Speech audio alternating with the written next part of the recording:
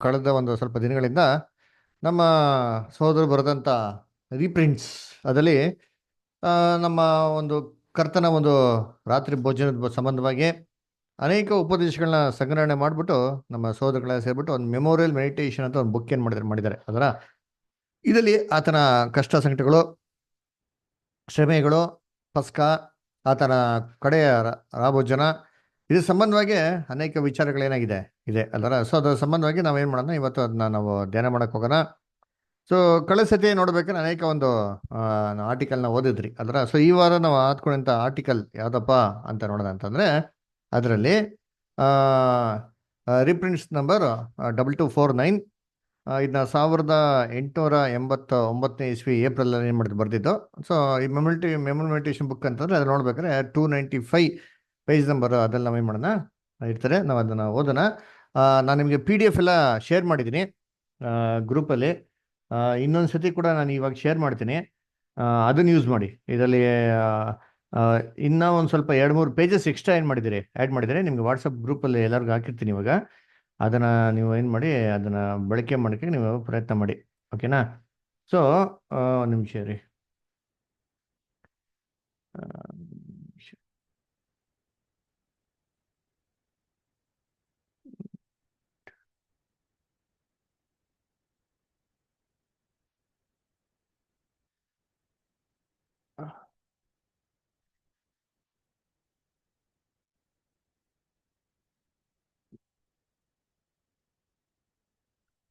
Okay, ಅದನ್ನು ಏನು ಮಾಡಿ ನೀವು ಯೂಸ್ ಮಾಡ್ಕೊಳಕ್ಕೆ ಪ್ರಯತ್ನ ಮಾಡಿ. ಇವಾಗ ನಾವು ಶುರು ಮಾಡೋಣ.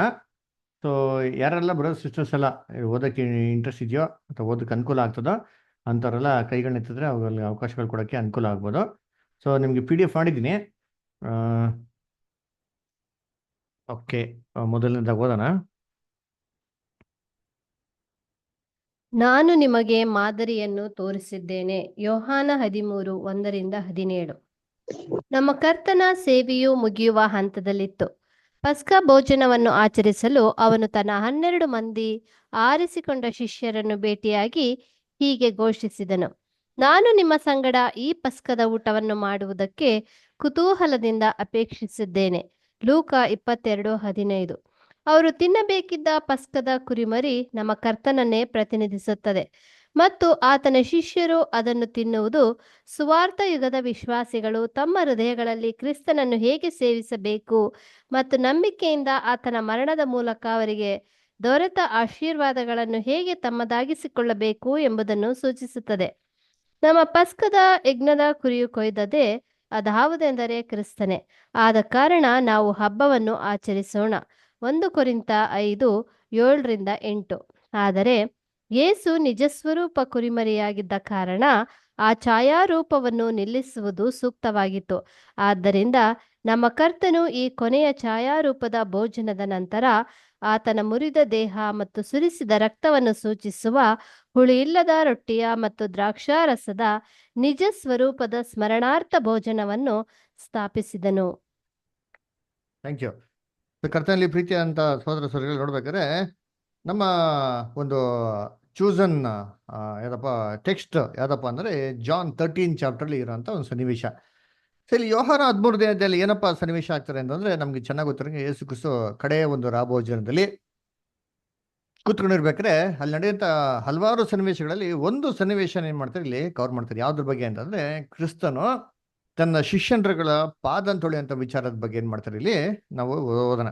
ಆದರೆ ಇದು ಓದೋದಕ್ಕಿಂತ ಮುಂಚೆ ನೋಡ್ಬೇಕಾದ್ರೆ ಇಲ್ಲಿ ಏನಪ್ಪ ಆಯಿತು ಬ್ಯಾಕ್ ಗ್ರೌಂಡ್ ಅಂತ ನೋಡ್ಬೇಕಾದ್ರೆ 12 ಜನ ಮಂದಿ ಶಿಷ್ಯನ ಸೇರಿಸ್ಕೊಂಡ್ಬಿಟ್ಟು ಯೇಸು ಕ್ರಿಸ್ತು ಏನಪ್ಪ ಮಾಡ್ತಾನೆ, ಈ ಪಾಸ್ ಓವರ್ನ ಸೆಲೆಬ್ರೇಟ್ ಮಾಡಬೇಕು ಅಂತ ಏನು ಮಾಡ್ತಾರೆ ಅವರು ಡಿಸೈಡ್ ಮಾಡ್ತಾರೆ.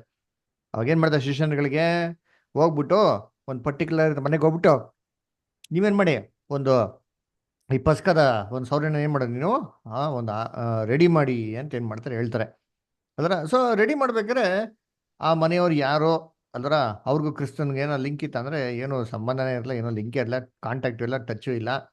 ಅದೇ ಇವ್ರು ಹೋಗ್ತಾರೆ ಏನ್ರಿ ಒಬ್ಬ ಆ ನೀರಿನ ಕೊಡ ಎತ್ಕೊಂಡು ಹೋಗ್ತಾ ಇರ್ಬೇಕಾರೆ ಅದನ್ನ ಫಾಲೋ ಮಾಡಿ ಅವ್ರು ಯಾವ ಮನೆಗೆ ಹೋಗ್ತಾರೆ ಆ ಮನೆ ಮಾಡಿ ಪರ್ಮಿಷನ್ ಕೇಳಿ ಅಂತ. ಅವಾಗ ಹಂಗೆ ಓದಿದ ತಕ್ಷಣ ಏನು ಮಾಡ್ತಾರೆ, ಇವರು ಪರ್ಮಿಷನ್ ಕೇಳ್ತಾರೆ, ನಮ್ಮ ಕರ್ತನಿಗೆ ಈ ಸ್ಥಳ ಬೇಕಾಗಿದೆ ದಯವಿಟ್ಟು ಬಿಟ್ಕೊಡಿ ಅಂತ ಅಂದ ತಕ್ಷಣ ಇಮ್ಮಿಡಿಯೇಟಾಗಿ ಏನು ಮಾಡ್ತಾರೆ ಅಂದರೆ ಅವರು ಆ ಸ್ಥಳನ ಏನು ಮಾಡ್ತಾರೆ ಬಿಟ್ಕೊಡ್ತಾರೆ. ಅವಾಗ ನಮ್ಮ ಕರ್ತನ ಇಲ್ಲಿ ಹೇಳಂತ ಒಂದು ಮಾತು ಏನಪ್ಪಾ ಅಂದ್ರೆ ಲೂಕ 22:15 ಹೇಳದಂತ ರೀತಿಯಲ್ಲಿ, ನಾನು ಬಹು ಕುತೂಹಲದಿಂದ ಏನ್ರಿ ಈ ಒಂದು ಪಸ್ಕನ ನಿಮ್ಮ ಸಂಗಡ ಏನ್ರಿ ನಾನು ಶ್ರಮೆಗಳನ್ನ ಅನುಭವಿಸೋದಕ್ಕಿಂತ ಮುಂಚೆ ಆಚರಣೆ ಮಾಡ್ಬೇಕು, ನಾನು ತುಂಬಾ ಏನಂತಾರೆ ಆಸೆಯಿಂದ ಇದ್ದೀನಿ ಅಂತ ಏನ್ ಮಾಡ್ತಾರೆ ಅಲ್ಲಿ ಹೇಳ್ತಾರೆ ಅಲ್ವರ. ಸೊ ಅದಕ್ಕೆ ಇಲ್ಲಿ ಏ, ಈ ಒಂದು ಪಸ್ಕದ ಕುರಿ ಯಾರು ಅಂತಂದ್ರೆ ನಮ್ಗೆ ಚೆನ್ನಾಗಿ ಗೊತ್ತಿರಂಗೆ ನಮ್ಮ ರಕ್ಷಕ ಅಂತ ಏನ್ರಿ ಯೇಸು ಕ್ರಿಸ್ತನು ಅದರ.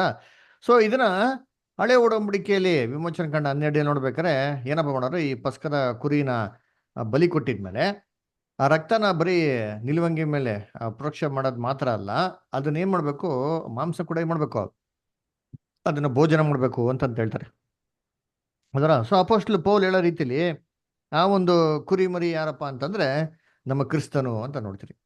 ಆಗ ನಮ್ಗೆ ಏನ್ ಹೇಳ್ತಾರೆ ಅಂದ್ರೆ, ಈ ಹಬ್ಬನ ನಾವೇನ್ ಮಾಡೋಣ, ಆಚರಿಸೋಣ ಅಂತ ಹೇಳ್ತಾರೆ ಅದರ. ನೋಡಿ ಹಬ್ಬನ ಹೆಂಗ್ ಆಚರಣೆ ಮಾಡ್ಬೇಕು ಓದನ. 1 ಕೊರಿಂಥ 5ನೇ ಅಧ್ಯಾಯ 7 ಮತ್ತು 8. 1 Corinthians 5th chapter 7 and 8. ನೀವು ಹುಳಿ ಇಲ್ಲದವರು ಎನಿಸಿಕೊಂಡದ್ದರಿಂದ ಹಳೆಯ ಹುಳಿಯನ್ನು ತೆಗೆದುಹಾಕಿ ಹೊಸ ಕಣಕದಂತಾಗಿರ್ರಿ. ಯಾಕೆಂದರೆ ನಮ್ಮ ಪಸ್ಕದ ಯಜ್ಞದ ಕುರಿಯು ಕೊಯ್ದದೆ, ಅದಾವುದೆಂದರೆ ಕ್ರಿಸ್ತನೇ. ನೋಡ್ರಾ, ಆದ ಕಾರಣ ಪ್ಲೀಸ್ ರೀಡ್. ಆದ ಕಾರಣ ನಾವು ಹಳೆ ಹುಳಿಯನ್ನು, ಅಂದರೆ ದುರ್ಮಾರ್ಗತ್ವ ದುಷ್ಟತ್ವ ಎಂಬ ಹುಳಿಯನ್ನು ಇಟ್ಟುಕೊಳ್ಳದೆ ಸರಳತೆ ಸತ್ಯತೆ ಎಂಬ ಹುಳಿ ಇಲ್ಲದ ರೊಟ್ಟಿಯನ್ನೇ ತೆಗೆದುಕೊಂಡು ಹಬ್ಬವನ್ನು ಆಚರಿಸೋಣ.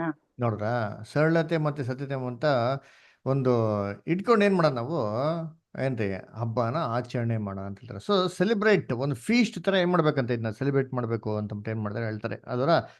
ಸರಿ, ಇವಾಗ ಹಬ್ಬದ ಆಚರಣೆ ಏನಕ್ಕೆ ಮಾಡ್ತಾ ಇದ್ದೋ ಯಹೂದ್ಯರು ಅಂತಂದ್ರೆ, ಏನೋ ಒಂದು ವಿಚಾರದ ನೆನಪಿಗಾಗೆ ಏನ್ ಮಾಡೋರು ಅದೇ ರೀತಿ ನಮಗೂ ಕೂಡ ಏನ್ರಿ ಒಂದು ವಿಚಾರದ ನೆನಪಿಗಾಗಿ, ನಮ್ಮ ಬಿಡುಗಡೆಯ ನೆನಪಿಗಾಗಿ ಮಾಡ್ಬೇಕು, ಇದನ್ನ ಪ್ರತಿ ವರ್ಷ ಏನ್ ಮಾಡ್ಬೇಕು, ಇದನ್ನ ಆ ಥರ ಮರಣನ ನೆನ್ಸ್ಕೊಳಕ್ಕೋಸ್ಕರ ಏನ್ ಮಾಡ್ಬೇಕು, ಇದನ್ನ ಇದು ಮಾಡ್ಬೇಕು ಅಂತ ಏನ್ ಮಾಡ್ತಾರೆ ಅಲ್ಲಿ ಹೇಳ್ತಾರೆ ಅದರ. ಸೊ ಅದಕ್ಕೆ ಯೇಸು ಕ್ರಿಸ್ತಲ್ಲಿ ಏನಪ್ಪ ಹೇಳ್ತಾರೆ, ನಾನು ನಿಮ್ಮ ಸಂಗಡ ಏನ್ರಿ ಶ್ರಮೆಯ ಸಂಕಟಗಳನ್ನ ಅನುಭವಿಸೋದಕ್ಕಿಂತ ಮುಂಚೆ ಈ ಪಸ್ಕವನ್ನು ಆಚರಣೆ ಮಾಡಕ್ಕೆ ನಾನು ಅವತ್ತು ಕುತೂಹಲದಿಂದ ಹೇಳ್ತಾರೆ. ಈ ಪಸ್ಕನ ಏನರ್ಥ ಅಂದ್ರೆ, ಇದ್ರ ಮೇಲೆ ನಾನು ಹೊಸ ನೀತಿ ನಿಯಮನ ಏನ್ ಮಾಡ್ತೀನಿ, ಕೊಡ್ತೀನಿ ಪಸ್ಕನ ಆಚರಣೆ ಮಾಡಕ್ಕೆ. ಕಳೆದದ್ದು ಓದದ್ದೆಲ್ಲ ಏನ್ ಮಾಡ್ಕೊ ನಿಲ್ಸ್ಬಿಡ್ಬೇಕು, ಬಿಟ್ಟು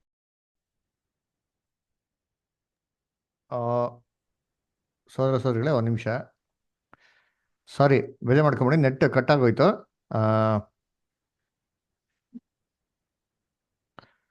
ಸೊ ಅದಕ್ಕೆ ನೋಡ್ಬೇಕಾದ್ರೆ ಈ ಪಸ್ಕವನ್ನು ನಿಮ್ ಸಂಗಡ ಆಚರಣೆ ಮಾಡ್ಬೇಕು ಅಂತ ಬಹು ಕುತೂಹಲದಿಂದ ಇದ್ದೀನಿ ಅಂತ ಹೇಳ್ತಾರಲ್ಲ. ಹಂಗಾರೆ ಏನರ್ಥ, ಹಳೇದೆಲ್ಲ ಏನಾಗಿದೆ, ನಿಂತೋಗಿದೆ, ಅದನ್ನ ಹೊಸಾದ ಒಂದು ರೀತಿಯಲ್ಲಿ ಏನ್ ಮಾಡಬೇಕು, ಅದನ್ನ ಸೆಲೆಬ್ರೇಟ್ ಮಾಡಬೇಕು ಅಂತಂದ್ಬಿಟ್ಟು ಇಲ್ಲಿ ಯೇಸು ಕ್ರಿಸ್ತ ಹೇಳೋದು ನಾವು ಏನ್ ಮಾಡ್ತೀವಿ ನೋಡ್ತೀರಿ ಅದರ. ಸೊ ಇದಕ್ಕೆ ಅನುಗುಣವಾಗಿ ನಾವು ಸತ್ಯವೇದಲ್ಲಿ ನೋಡಿದಂತಂದ್ರೆ, ಈ ನಾವು ಪಾಠ ಕೇಳಿದಿರಿ ಅದರ, ಏನಪ್ಪ ಟೈಪ್ ಆ್ಯಂಡ್ ಟೈಪ್, ಛಾಯೆ ಮತ್ತು ನಿಜ ಸ್ವರೂಪ ಅಂತ ನಾವೇನ್ ಮಾಡಿದ್ರಿ ಪಾಠಗಳನ್ನ ನಾವು ಎಷ್ಟೋ ಸತಿ ನಾವೇನ್ ಮಾಡಿ ಬೈಬಲ್ನ ಕೇಳಿದ್ರಿ ಅದರ.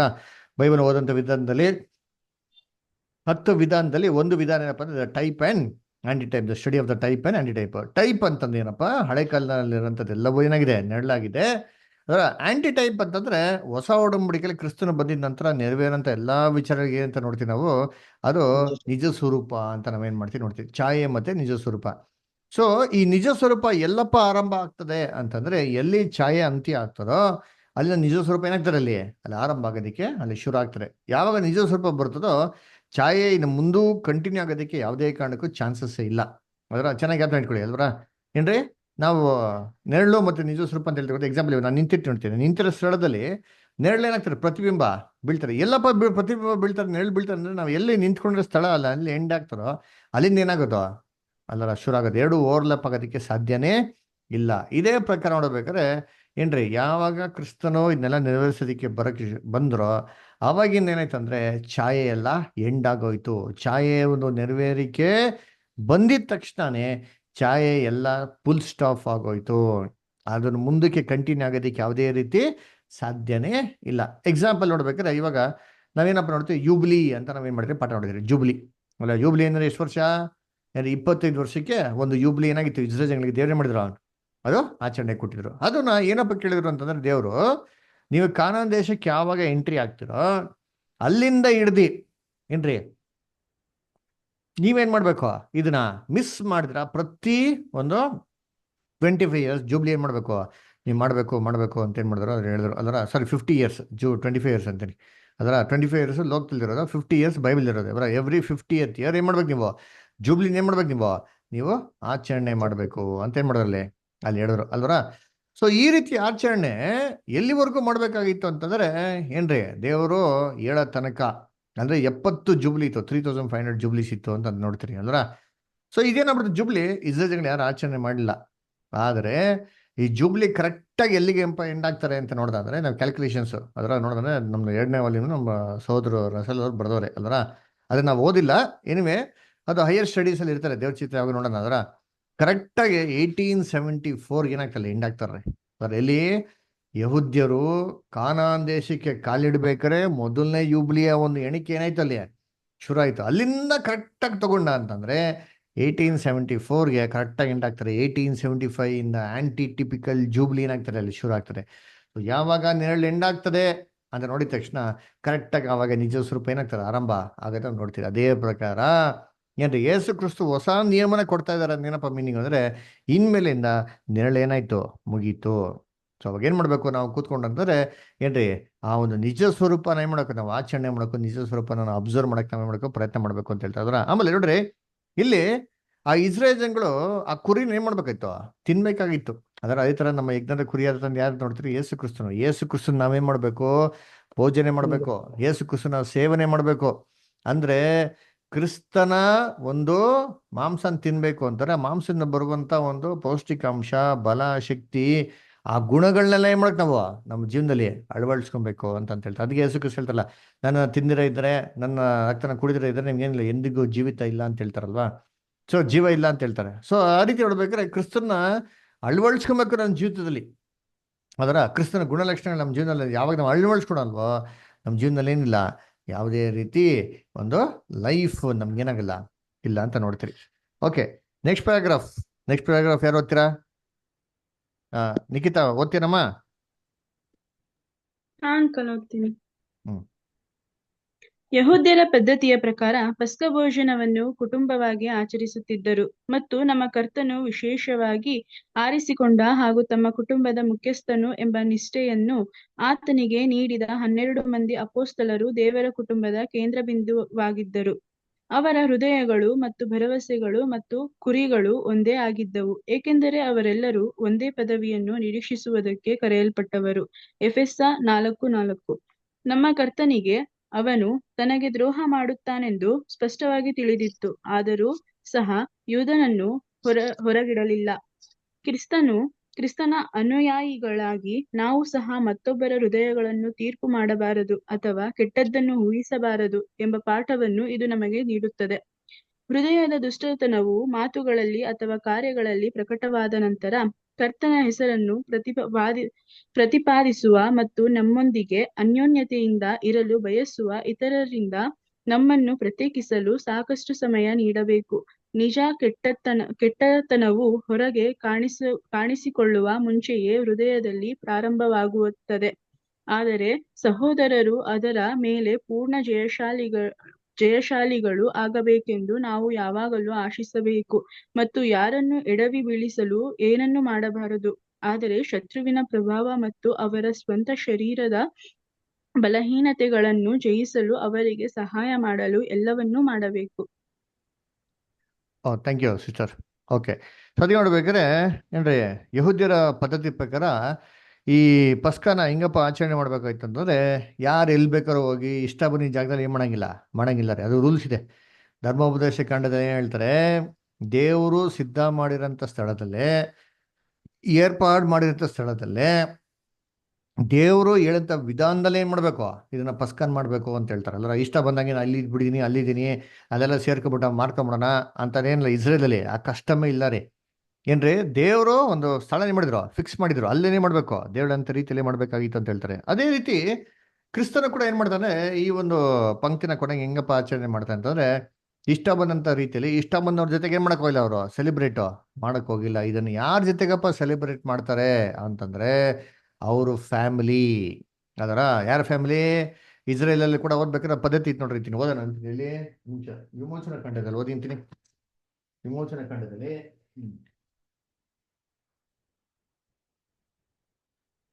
12ನೇ ಅಧ್ಯಾಯ 4ನೇ ವಾಕ್ಯ ಹೋದ್ರಿ.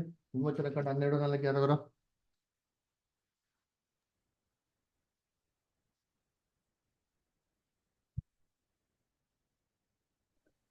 ಕುಟುಂಬವು ಚಿಕ್ಕದಾಗಿದ್ದು ಪೂರಾ ಒಂದು ಮರಿಯನ್ನು ತಿನ್ನುವುದಕ್ಕೆ ಆಗದೆ ಹೋದ ಪಕ್ಷಕ್ಕೆ ನೆರೆಮನೆಯ ಕುಟುಂಬದೊಂದಿಗೆ ಸೇರಿ ಒಬ್ಬೊಬ್ಬನು ಇಷ್ಟಿಷ್ಟು ತಿನ್ನುವುದೆಂದು ಗೊತ್ತು ಮಾಡಿಕೊಂಡು ಜನಗಳ ಸಂಖ್ಯಾನುಸಾರ ಮರಿಗಳನ್ನು ತೆಗೆದುಕೊಳ್ಳಲಿ. ನೋಡ್ರ ಹೆಂಗೆ ತಿನ್ಬೇಕು? ಕುಟುಂಬ ಅದರ ಕುಟುಂಬಕ್ಕೆ ಸಮೇತವಾಗಿ ಮಾಡ್ಬೇಕು, ಕುಟುಂಬ ಜೊತೆಗೆ ಮಾಡ್ಬೇಕು, ತಿನ್ಬೇಕು. ನಾನು ಪ್ರತ್ಯೇಕವಾಗಿ ತೊಗೊಂಡ್ಬಿಡ್ತೀನಿ, ನಾನು ಒಬ್ಬನಂಟಿನಾಗಿರ್ತೀನಿ, ನಾನು ಸಪ್ರೇಟ್ ಆಗಿರ್ತೀನಿ, ಅದಲ್ವೇ ಎಲ್ಲರೂ ನೋಡಿರ್ತೀನಿ. ಕುಟುಂಬವಾಗಿ ಆಸ್ ಎ ಫ್ಯಾಮಿಲಿ.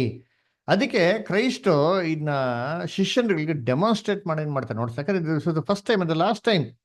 ಇನ್ನೊಂದ್ಸತಿ ಕ್ರಿಸ್ತನಿಗೆ ಈ ಒಂದು ಪ್ರಭು ರಾತ್ರಿ ಭೋಜನ ದ್ರಾಕ್ಷಿ ರಸ ಮತ್ತು ರೊಟ್ಟಿ ಜೊತೆಗೆ ಆಚರಣೆ ಮಾಡೋಕ್ಕೆ ಎಂದೂ ಅವಕಾಶ ಏನಾಗ್ತಾ ಸಿಗ್ತಾ ಇರಲ್ಲ. ಅದಕ್ಕೆ ಏನ್ ಮಾಡ್ತಾರೆ, ಶಿಷ್ಯನಿಗೆ ಇದು ಮಾದರಿಗಳಾಗಿರ್ಬೇಕು, ಶಿಷ್ಯನಿಗಳಿಗೆ ಏನಾಗಬೇಕು, ಇದು ಪಾಠವಾಗಿರ್ಬೇಕು. ಮುಂದೆ ಅವರು ಸ್ವಂತವಾಗಿ ಆಚರಣೆ ಮಾಡ್ಬೇಕಾದ್ರೆ ಎಲ್ಲಾ ರೀತಿ ವಿಚಾರ ಗೊತ್ತಾಗಿರ್ಬೇಕು ಅಂತ ಏನ್ ಮಾಡ್ತಾರೆ, ಇದನ್ನ ಕುಟುಂಬವಾಗಿ ಏನ್ ಮಾಡ್ತಾರೆ, ಫ್ಯಾಮಿಲಿ ಏನ್ ಮಾಡ್ತಾರೆ, ಅವ್ರು ಸೇರ್ಬಿಟ್ಟು ಏನ್ ಮಾಡ್ತಾರಪ್ಪ, ಇದನ್ನ ಆಚರಣೆ ಮಾಡ್ತಾರೆ ಅಲ್ರ.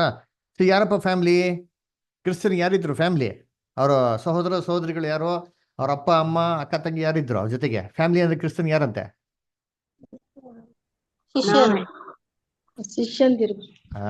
ಶಿಷ್ಯನ್ರು ಅಲ್ವರ.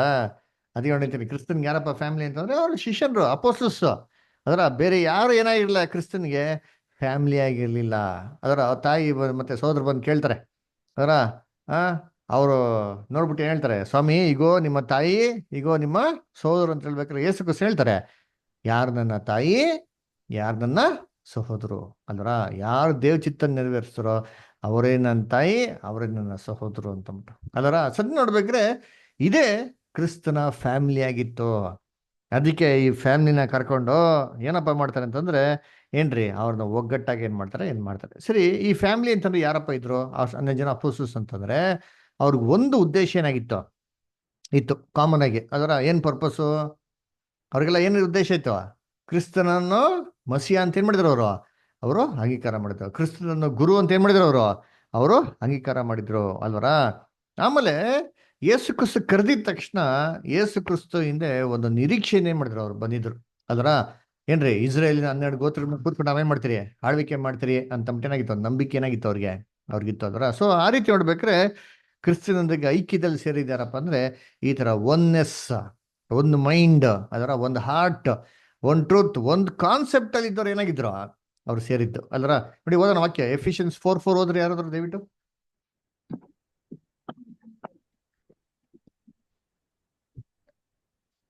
ನೀವೆಲ್ಲರೂ ಒಂದೇ ದೇಹಕ್ಕೆ ಸೇರಿದವರು, ಒಬ್ಬನೇ ಆತ್ಮನನ್ನು ಹೊಂದಿರುವವರು, ಒಂದೇ ಪದವಿಯನ್ನು ನಿರೀಕ್ಷಿಸುವುದಕ್ಕೆ ಕರೆಕ್ಟ್ ಓದಮ್ಮ. ಒಂದೇ ಪದವಿಯನ್ನು ನಿರೀಕ್ಷಿಸುವುದಕ್ಕೆ ಕರೆಯಲ್ಪಟ್ಟವರು. ನಿಮ್ಮೆಲ್ಲರಿಗೂ ಕರ್ತನು ಒಬ್ಬನೇ, ಭರವಸವು ಒಂದೇ, ಸ್ನಾನ ದೀಕ್ಷೆ ಒಂದೇ. ನೋಡ್ರ, ಒಂದೇ ಭರವಸೆ, ಒಂದೇ ನಿರೀಕ್ಷೆ, ಒಂದೇ ಸತ್ಯ, ಈ ತರ ಒನ್ನೆಸ್. ಅದೇ ಕ್ರಿಸ್ತನ ಏನ್ ಹೇಳ್ತಾರೆ, ದೇವ್ರೇ ನಾನು ನೀನು ಹೇಗೆ ಒಂದಾಗಿದ್ದೀರೋ ಅದೇ ಪ್ರಕಾರ ಇವರು ಏನಾಗಿರ್ಲಿ, ನಮ್ಮಲ್ಲಿ ಒಂದಾಗಿರ್ಲಿ ಅಂತ ಏನ್ ಮಾಡ್ತಾರೆ ಅಲ್ಲಿ ಯೇಸು ಕ್ರಿಸ್ತು ದೇವರ ಪ್ರೇಯರ್ ಮಾಡ್ತಾರೆ. ಆ ಒನ್ನೆಸ್ನ ಏನಪ್ಪ ಮಾಡ್ತಾರೆ ಅಂದ್ರೆ ಒಟ್ಟಿಗೆ ಎಲ್ಲಾರು ಸೇರಿ ಇದು ಆಚರಣೆ ಮಾಡೋದ್ ಮುಖಾಂತರ ಏನ್ ಮಾಡ್ತಾರೆ, ಡೆಮಾನ್ಸ್ಟ್ರೇಟ್ ಏನ್ ಮಾಡ್ತಾರೆ ಅವ್ರು ಮಾಡ್ತಾರೆ ಅದರ. ಸರಿ, ಈ ಈ ಈ ಪ್ರಭು ರಾತ್ರಿ ಭೋಜನ ಮಾಡ್ಬೇಕಾರೆ ಯೂದಾಸ್ ಜೊತೆಗೆ ಇದ್ರ ಇಲ್ವಾ? ಯೂದಾಸ್ ಇದ್ರ ಇಲ್ವಾ? ಇದ್ರು ಅಲ್ವರ. ಯೂದಾಸ್ ಇರ್ತಾನೆ.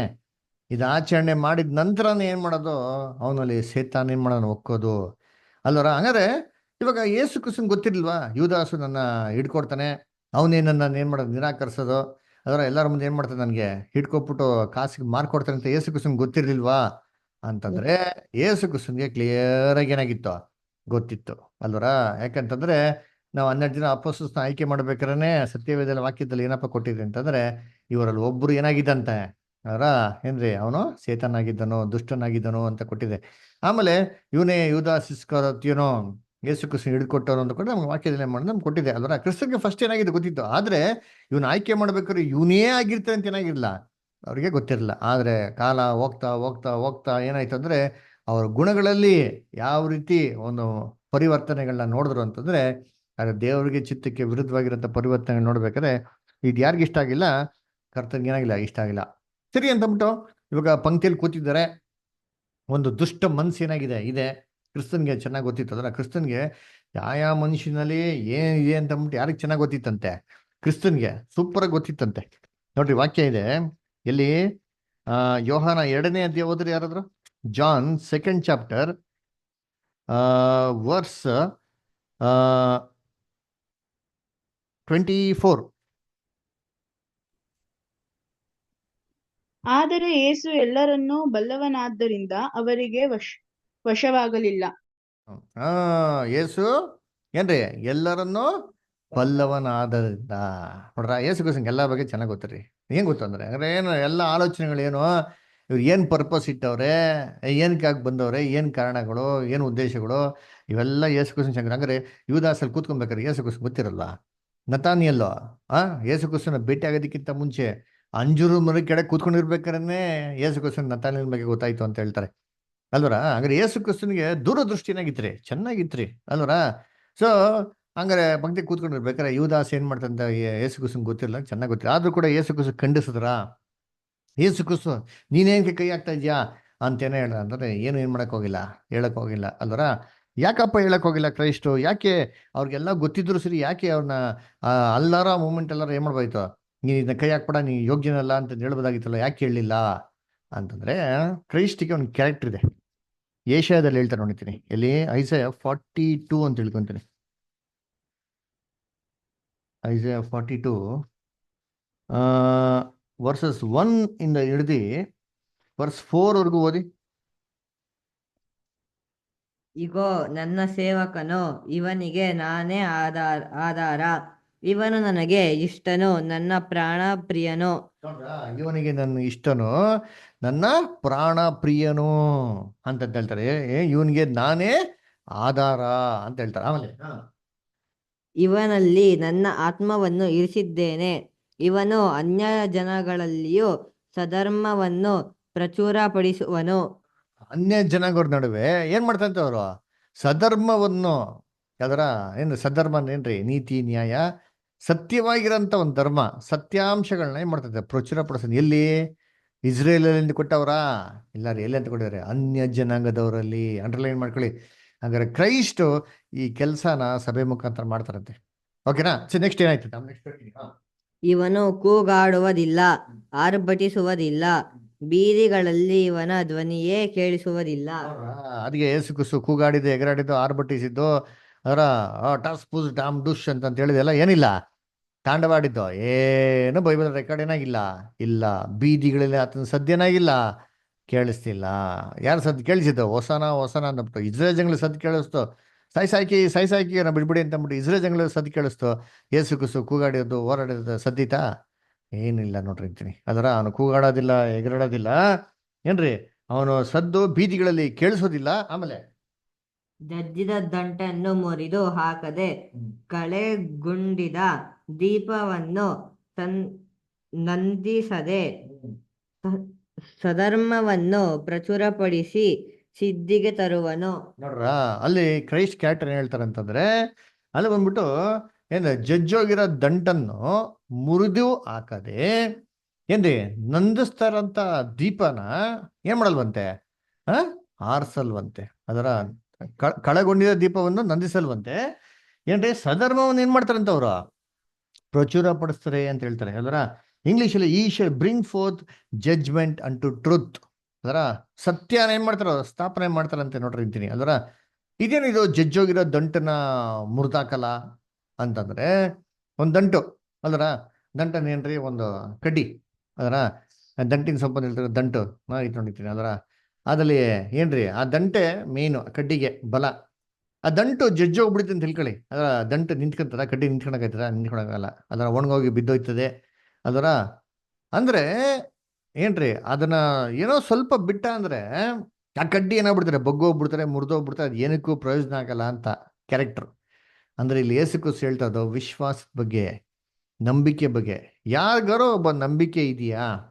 ಆ ನಂಬಿಕೆ ಬಂದ್ಬಿಟ್ಟು ಆಲ್ಮೋಸ್ಟ್ ಕುಗ್ಗೋಗಿ ಬೇಜಾರಾಗಿ ಏನ್ರಿ ನಿರೀಕ್ಷೆ ಆಗಿ ಕಂಪ್ಲೀಟಾಗಿ ಎಲ್ಲ ಜಜ್ಜೋಗೋ ಥರ ಇದೆಯಾ? ಆದರೂ ಕೂಡ ಏನ್ ಮಾಡಲ್ವಂತೆ ಅಲ್ಲಿ ಕ್ರೈಸ್ಟು ಬಿಡಲ್ವಂತೆ ಆ ಕ್ಯಾರೆಕ್ಟರ್ನ. ಅಂದ್ರೆ ಏನ್ ಮಾಡ್ತಾರೆ? ಅವನ ವಿಶ್ವಾಸನೇ ಕಳ್ಕೊಂಡು ಅವಿಶ್ವಾಸ ತನಕ ಹೋಗ್ತಾ ರೀತಿಯಲ್ಲಿ ಇದ್ರು ಸರಿ, ಸ್ವಲ್ಪ ಸ್ವಲ್ಪ ಕಿಡಿ ಇದೆಯಾ, ಅದನ್ನೇನ್ ಮಾಡ್ತಂತೆ ಯೇಸು ಕ್ರಿಸ್ತ ಅದನ್ನ ಬಲಪಡಿಸ್ತಂತಾರ್ರಿ. ಅಂದ್ರೆ ಅದನ್ನ ಮುರ್ದಾಕಲ್ವಂತೆ. ಅಯ್ಯೋ ನಿನ್ ನಂಬಿಕೆನೇ ಇಲ್ಲ, ನೀನ್ ವೇಸ್ಟು, ನೀನ್ ಏನಕ್ಕೂ ಪ್ರಯೋಜನ ಇಲ್ಲ, ನಿನ್ನ ಪ್ರೀತಿ ಇಲ್ಲ, ನೀನ್ ಹಂಗೆ ಹಿಂಗೆ ಅಂತ ಹೇಳ್ಬಿಟ್ಟು ಏನ್ ಮಾಡಲ್ಲ, ಕೇವಲ ಮಾಡಲ್ವಂತೆ. ಏನ್ ಮಾಡ್ತಾರಂತೆ, ಅದನ್ನ ಪ್ರೋತ್ಸಾಹ ಪಡಿಸ್ತಂತಾರೆ, ಬಲಪಡಿಸ್ತಾರೆ. ಅಟ್ಲೀಸ್ಟ್ ಏನಾಗ್ಲಿ ಸ್ವಲ್ಪ ಬಿಗಿಯಾಗಿ ನಿಂತ್ಕೊಂಡ್ಲಿ ಅಂತ ಅನ್ಬಿಟ್ಟು. ಅದಕ್ಕೆ ಏನೋ ಆ ಆ ಎಂತ ಕಳಗೊಂದಿರಂತ ಏನ್ ದೀಪದ ಆ ನಂದಿಸೋದಿಲ್ಲ ಅಲ್ವರ. ಸರ್ ನೋಡ್ಬೇಕಾರೆ ದೀಪ ಆರ್ತಾ ಇದೆ ಅಂತ ತಿಳ್ಕೊಳ್ಳಿ, ಇನ್ನೇನು ಸುಮ್ಮನೆ ಲೈಟಾಗಿ ಅಂದ್ರೆ ಮುಗಿದೋಯ್ತು, ದೀಪನ ಆರೋಗ್ಬಿಡ್ತಾರೆ. ಅಂಥ ದೀಪನೂ ಕೂಡ ಯೇಸು ಕ್ರಿಸ್ತು ಆರಿಸಲ್ವಂತೆ. ಅದಕ್ಕೆ ಹೆಂಗಾರ ಮಾಡಿ ಸ್ವಲ್ಪ ಎಂಕರೇಜ್ ಮಾಡಿ ಸ್ವಲ್ಪ ಚೆನ್ನಾಗಿ ಪ್ರಜ್ವಲಿಸೋ ಥರ ಎಂಕರೇಜ್ ಮಾಡ್ದಂತೆ. ಇದು ಕ್ರೈಸ್ಟ್ ಕ್ಯಾರೆಕ್ಟರ್ ರೀ. ಅಂದ್ರೆ ಏನಪ್ಪ ಹೇಳ್ತವ್ರೆ ಅಂತಂದ್ರೆ, ಯೂದಾಸು ಜೊತೆಗಿದ್ದೇ ಇವೆಲ್ಲ ಮಾಡ್ತಾರೆ ಅಂತ ಗೊತ್ತಿದ್ರು ಸರಿ, ಯೇಸು ಕ್ರಿಸ್ತು ಅವನ್ನ ಬಹಿರಂಗವಾಗಿ ಏನ್ ಮಾಡಕ್ ಹೋಗಿಲ್ಲ, ಹೇಳೋದಿಕ್ಕೆ ಹೋಗಿಲ್ಲ. ಯಾಕಪ್ಪ ಹೇಳೋದಿಕ್ಕೆ ಹೋಗಿಲ್ಲ ಅಂತಾರೆ, ಕ್ರೈಸ್ಟು ಏನಪ್ಪ ಇದು ನೋಡಿದ್ರು ಅಟ್ಲೀಸ್ಟ್ ಈ ಮೂಮೆಂಟ್ ಎಲ್ಲರೂ ಯೂದಾಸಲ್ಲಿ ಪರಿವರ್ತನೆ ಆಗ್ತದ, ಯೂದಾಸಲ್ಲಿ ಏನಾರೋ ಒಂದು ಬದಲಾವಣೆ ಆಗ್ತದ, ಅವ್ನು ವಾಪಸ್ ಏನಾಗ್ತಾನೆ ದೇವ್ರ ಕಡೆ ಬರ್ತಾನ, ಜಯಿಸ್ತಾನ ಅಂತ ಏನ್ ಮಾಡ್ತಿದ್ರು ಇದು ನೋಡ್ತಾರೆ. ಅದಕ್ಕೆ ನೋಡಿದ್ರಿ ಬ್ರದರ್ ಅಸಲ್ ಹೇಳ್ತಾರೆ ಇದ್ರಲ್ಲಿ ಹೇಳ್ಬೇಕಾರೆ, this furnishes the lesson that all the followers of Christ should follow. We should not judge one other's heart. ಪ್ರತಿಯೊಬ್ಬ ಕ್ರೈಸ್ತ ಸಹೋದರ ಸಹೋದರಿಗಳು ಇದನ್ನ ಮುಂದಟ್ಟು ಮಾಡ್ಕೊಂಡ್ಬಂತಾರೆ. ಒಬ್ಬರ ಸಹೋದರ ಸಹೋದರಿಗಳ ಹೃದಯನ ನಾವು ತೀರ್ಪಣಕ್ಕೆ ನಮ್ಗೇನಿಲ್ಲ, ಸಾಧ್ಯನೇ ಇಲ್ಲ ರೀ. ಅದರ ಇವ್ರಾಗೆ ಹಾಗೆ ಇವ್ರೆ ಅಲ್ವರ, ಅದನ್ನೆಲ್ಲ ಹೇಳಕ್ಕೆ ನಮ್ಗೆ ಯಾರಿಗೂ ಸಾಧ್ಯ ಇಲ್ಲ. ಗೊತ್ತಾ, ಎಲ್ಲರೂ ಕಷ್ಟಗಳು ಪಡ್ತಾವ್ರೆ, ಎಲ್ಲಾ ಸಂಕಟಗಳಲ್ಲಿ ಇದ್ದಾರೆ, ಎಲ್ಲಾ ತೊಂದರೆಗಳಿದ್ದಾರೆ. ಆ ತೊಂದರೆಗಳಲ್ಲಿ ಜಯಿಸೋದಕ್ಕೆ ಏನ್ ಮಾಡ್ತಾರೆ, ಪ್ರಯತ್ನ ಮಾಡ್ತಾರೆ. ಅವಾಗ ನಾವ್ ಏನಪ್ಪ ಮಾಡ್ಬೇಕಂದ್ರೆ, ನಮ್ಮ ಕೈಲಿ ಎಷ್ಟಾಗ್ತಾರೋ ಅವ್ರಿಗೆ ಎಂಕರೇಜ್ ಮಾಡಿ ಬೂಸ್ಟ್ ಕೊಟ್ಟು ಎತ್ತೋದಿಕ್ಕೆ ಪ್ರಯತ್ನ ಮಾಡಬೇಕು ಹೊರತು ನಿಂದಿಸಿ ಅವಮಾನ ಮಾಡಿ ಗೇಲಿ ಮಾಡಿ ಅವ್ರನ್ನ ಕಂಪ್ಲೀಟಾಗಿ ಕೊಲಾಪ್ಸ್ ಮಾಡೋ ರೀತಿಯಲ್ಲಿ ಏನ್ ಮಾಡಕ್ ಹೋಗ್ಬಾರ್ದು ಅಂತ ಹೇಳ್ತಾರೆ. ಯೇಸು ಕ್ರಿಸ್ತು ಇದನ್ನೇನ್ ಮಾಡಕ್ ಹೋಗಿಲ್ಲ. ಅಂದ್ರೆ ಈವನ್ ಶಿಷ್ಯನ್ಗಳಿಗೂ ಯಾರಿಗೂ ಮಾಡಿಲ್ಲ ಅವರು, ಯೂದಾಸ್ಗೂ ಅಂತ ಏನ್ ಮಾಡಕ್ ಹೋಗಿಲ್ಲ ಅವರು, ಅದನ್ನ ಹೇಳಕ್ಕೂ ಹೋಗಿಲ್ಲ, ಅದನ್ನ ಮಾಡಕ್ಕೂ ಕೂಡ ಹೋಗಿಲ್ಲ ಅಂತ. ಯಾಕಂದ್ರೆ ಅಟ್ಲೀಸ್ಟ್ ಇವ್ನ ಮನ್ಸಲ್ಲಿ ಏನ್ ಮಾಡ್ತಾನ ಅವನು ಏನೋ ಚೇಂಜಸ್ ತರ್ತಾನ, ಏನೋ ಬದಲಾವಣೆ ಆಗ್ತದ ಅಂತ ಏನ್ ಮಾಡ್ತಾರೆ ಅಂತ ಅಲ್ಲಿ ನೋಡ್ತಾ ಇದ್ರಂತೆ ಅಲ್ವರ. ಅದೇ ನಾವು ನಮ್ಮ ಸೋದರ ಸೋದರಿಗಳಲ್ಲಿ ಏನ್ರಿ ಕೆಲವೊಂದ್ಸತಿ ಬಲಹೀನತೆಗಳನ್ನೇ ಅಂತ ಕೆಲವೊಂದು ಮಿಸ್ಟೇಕ್ಸ್ಗಳು ಆಗ್ತದೆ. ಅದ್ರ ಅವಾಗ ನಾವೇನ್ ಮಾಡಬೇಕಂದ್ರೆ ಓವರ್ ಆಲ್ ಮಾಡ್ಬೇಕು, ನೆಗ್ಲೆಕ್ಟ್ ಮಾಡ್ಬೇಕ್ರಿ ಅದ್ರ ಏನ್ರಿ ಏನೋ ಅದನ್ನ ಎಂಕರೇಜ್ ಮಾಡಿ ಅವ್ರ ಹೊರಡೆ ಬರ್ತಾರಾ ಅಂತ ಮಾಡಕ್ ನಾವು ಪ್ರಯತ್ನ ಮಾಡ್ಬೇಕು. ಎಂಕರೇಜ್ ಆಗಿ ಹೊರಡೆ ಬರ್ತಾರೆ ಅಂತಂದ್ರೆ ನಾವು ಏನ್ ಮಾಡ್ಬೇಕು ಅಂತಂದ್ರೆ ಏನ್ರಿ ಅವ್ರಿಗೆ ತುಂಬಾ ಅವ್ರಿಗೆ ಹೆಲ್ಪ್ ಮಾಡಂಗಿರ್ಬೇಕು. ನೋಡಿ ಒಂದು ವಾಕ್ಯ ಇದೆ, ಸಭೆಯನ್ನು ಕರೀತಂತ ಉದ್ದೇಶ ಏನ್ ಗೊತ್ತಾ, ತಿಮೋತಿ ಹೇಳ್ತೋಣಿ, ಅಪೋಸ್ಟಲ್ ಪೌಲ್ 2 ತಿಮೋತಿ ಇರಬೇಕು,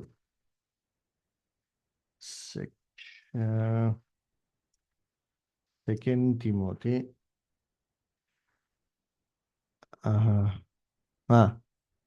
2 Timothy 2nd chapter 25-26. 2 Timothy 2nd chapter 25-26. ಒಂದು ವೇಳೆ ದೇವರು ಆ ಎದುರಿಸುವವರ ಮನಸ್ಸನ್ನು ತನ್ನ ಕಡೆಗೆ ತಿರುಗಿಸಿ, ಏನ್ ಹೇಳ್ತಾರೆ ಅಲ್ಲಿ, ಎದುರಿಸುವವರ ಮನಸ್ಸನ್ನು ಒಂದು ವೇಳೆ ದೇವ್ರು ಏನ್ ಮಾಡ್ಬೋದು, ತನ್ನ ಕಡೆಗೆ ತಿರುಗಿಸ್ಬೋದು. ನೋಡ್ರ, ಅದಕ್ಕೆ ಏನ್ ಹೇಳ್ತಾರೆ, ನಿಮ್ಗೆ ಶತ್ರುಗಳಿಗೆ ಏನ್ ಮಾಡಿ ಅಂತ ಹೇಳ್ತಾರೆ. ಎಲ್ಲ ಲೈನ್ ಇದ್ದೀರಾ, ಏನ್ ಮಾಡ್ತಾ ಇದೀರ ಎಲ್ಲಾರ? ಅದರ ಶತ್ರುಗಳು ಏನ್ ಮಾಡಿ ಅಂತ ಹೇಳ್ತಾರೆ, ಪ್ರೀತಿಸಿ. ಅದರ ನಿಮ್ಗೆ ಕೆಟ್ಟದ್ ಮಾಡ್ದವಾಗ ನೀವೇನ್ ಮಾಡಿ, ಒಳ್ಳೇದ್ ಮಾಡ್ರಿ ಅಂತ ಹೇಳ್ತಾರಲ್ಲ. ನಿಮ್ಗೆ ಹಿಂಸೆ ಪಡಿಸೋರ್ಗೋಸ್ಕರ ನೀವೇನ್ ಮಾಡಿ, ಪ್ರಾರ್ಥನೆ ಮಾಡಿ. ಅದರ ಏನ್ ಪ್ರಾರ್ಥನೆ ಮಾಡ್ಬೇಕು, ಅವ್ನ ಹಾಳಾಗೋಗ್ಲಿ, ನೆಗೆ ಬಿದ್ದೋಗ್ಲಿ, ಅವ್ನ ಹಿಂಗಾಗೋಗ್ಲಿ, ಅವ್ನ ಹಂಗಾಗೋಗ್ಲಿ ಅಂತಾನ. ಅವ್ರಿಗೆ ಒಳ್ಳೆ ಬುದ್ಧಿ ಕೊಡ್ತೇವ್ರೆ ಅಂತ ಹಂಗ ಒಳ್ಳೆ ಬುದ್ಧಿ ಕೊಡಿದೇವ್ರೆ, ಒಳ್ಳೆ ಮನ್ಸು ಕೊಡೋದೇವ್ರೆ. ಬೈಬಲ್ ಐತೆ ತಪ್ಪ ಸ್ಲಿಪ್ಪಲ್ಲಿ ಹೇಳ್ತಾರೆ, ಏನೋ ಒಂದು ವೇಳೆ ದೇವ್ರ ಏನ್ ಮಾಡ್ಬೋದು, ಅವ್ರಿಗೆ ಒಳ್ಳೆ ಮನ್ಸನ್ನ ಕೊಡ್ಬೋದು ಅಲ್ವರ. ಎಷ್ಟೋ ಜನ ಗೊತ್ತಮ್ಮ ಕೈ ಮುರಿತಾರೆ, ಹಿಂಗೆ ಏನ ಮಾಡ್ತಾರಲ್ಲ, ಎಂತೆಂತ ಜನಗಳವ್ರು ನೋಡ್ರೈತ್ರಿ ಇವೆಲ್ಲ. ದೇವ್ರ ಮಕ್ಕಳಲ್ಲ, ಅನ್ಯ ಜನ. ದೇವ್ರ ಮಕ್ಳೇ ಮಾಡವ್ರೆ ಅಲ್ವರ. ಅದಕ್ಕೆ ಅಲ್ವರ, ಅದಕ್ಕೆ ಹೇಳೋದು ಇವೆಲ್ಲ ದೇವ್ರ ಮಕ್ಳ ಕ್ಯಾರೆಕ್ಟರ್ ಎಲ್ಲಾರ್ರಿ ಅಂತೀರಿ. ಏನ್ ಹೇಳ್ತಾರೆ, ಒಂದು ವೇಳೆ ಸತ್ಯದ ಜ್ಞಾನವನ್ನು ಅವರಿಗೆ ಕೊಟ್ಟಾನು. ಒಂದು ವೇಳೆ ಸತ್ಯದ ಜ್ಞಾನವನ್ನು ಏನ್ ಮಾಡೋರು, ಕೊಟ್ಟಾರು ಅಲ್ವರ. ಆಮೇಲೆ ನೆಕ್ಸ್ಟ್ ಸೈತಾನನ ಉರ್ಲಿಗೆ ಬಿದ್ದವರಾದ ಇವರು ಒಂದು ವೇಳೆ ತಪ್ಪಿಸಿಕೊಂಡು ದೇವರ ಚಿತ್ತವನ್ನು ಅನುಸರಿಸುವುದಕ್ಕೆ ಸ್ವಸ್ಥಚಿತ್ತರಾದರು. ಒಂದು ವೇಳೆ ಸತ್ಯವನ್ನು ಅರ್ಥಕೊಂಡು ಏನ್ರಿ ಸ್ವಸ್ಥ ಚಿತ್ತರಾಗಿ ದೇವ್ರ ಕಡೆಗೆ ಬಂದಾರೋ ನೋಡ್ರ ಏನ್ರಿ ಡೈಲಾಗ್. ಒಂದು ವೇಳೆ ಏನಾಗ್ಬೋದು ಸ್ವಸ್ಥ ಚಿತ್ತರಾಗಿ ಏನ್ ಸ್ವಸ್ಥ ಚಿತ್ತನೇನ್ರಿ ಮೆಂಟಲಿ ಬ್ಯಾಲೆನ್ಸ್ಡ್.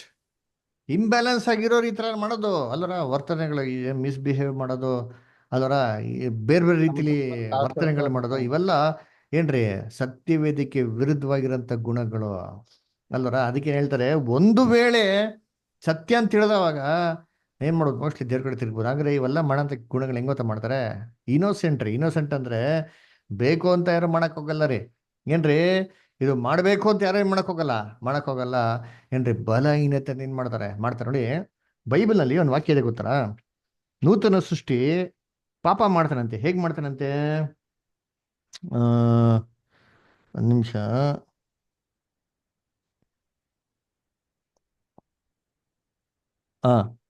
1 ಯೋಹಾನ 5:18 ಓದಿ. 1 ಯೋಹಾನ 5:18.